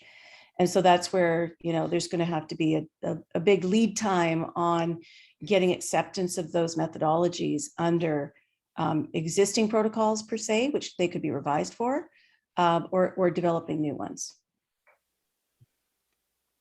Okay, well, Can I just make more comments here? I think it's really important we have farmers involved in this process. And if you want to create a BMP that will be adopted and widely adopted, or a carbon credit system that is based on agriculture soils, I think it's really important to have farmer involvement because we're down here on the ground level making these decisions. So I would definitely suggest that. Well, numbers have dropped off. We've been here for 2 hours and a little over 15 minutes. I'm going to just go once around the panel with starting with Calvin and ask for any famous last words, and then we'll close it down. Yes, I don't know if I have any famous last words. I think looking at carbon credits as another product that's produced by the agricultural entity. I mean, that's the real world that we live in. Like all of those products, they're going to have to be cost effective to produce, and so that's going to be dictated both by the cost of actually implementing and doing the procedure to produce the product, and two, the revenue generated from the product. That's actually a simple calculation if when we get to that stage, but there's probably a lot of work to do between now and then. Okay, over to Jocelyn. Yeah, I would definitely second that, Calvin. It's a business decision, even for farmers, right? We have businesses and we have to see the value come to the farm gate for the carbon credits and for emission reduction in order to adopt the practices. And we need to also acknowledge what's already being done in order to move forward. Graham? Well, I think we're creeping around an issue, and I see Clyde has asked that. If we're talking about a real market and we have a buyer coming with a price, and if we're in the voluntary market right now, we just started a future, so you can see the price. So I would fully agree on the market side that a farm or ranch has to decide whether or not they're going to enter into the market, and that there's no skin off the game if you decide not to. And if you're going to get into it, you're going in with both feet, because you're going to figure out whether or not you want to be in that game. If we talk about reward, program, all those fancy words, that's not issues around a market. That's a whole nother ball game that whether I call it a public purse transfer or some other mechanism, that's not what's on the table today. But that's a whole nother discussion that has nothing to do with whether or not you're delivering into a market. It'd be no different than saying, I don't like the price of barley at $2.50. You know the price of barley today. You have a choice of whether or not you're going to grow it or not. So no different than a carbon offset in either the regulated market or the voluntary market. Okay, so with that, I'm going to, well, I guess my final comment would be that, growers really need to look at both the carbon market and then what the co-benefits might be of, for example, improving their data system, improving their nitrogen management, improving their carbon sequestration, in terms of soil health. Look at what all those co-benefits are, and when they're making the decision about practice change, with the idea that there's a carbon price to help offset some of those changes potentially. And with that, I'm going to shut it down. Thank you very much to our panelists. Thank you for everyone who tuned in. And you can send questions to Fertilizer Canada at Allison Watcher, and she will farm them out to the various people for answers. Thank you very much, and have a good day. Thank you. Thank you.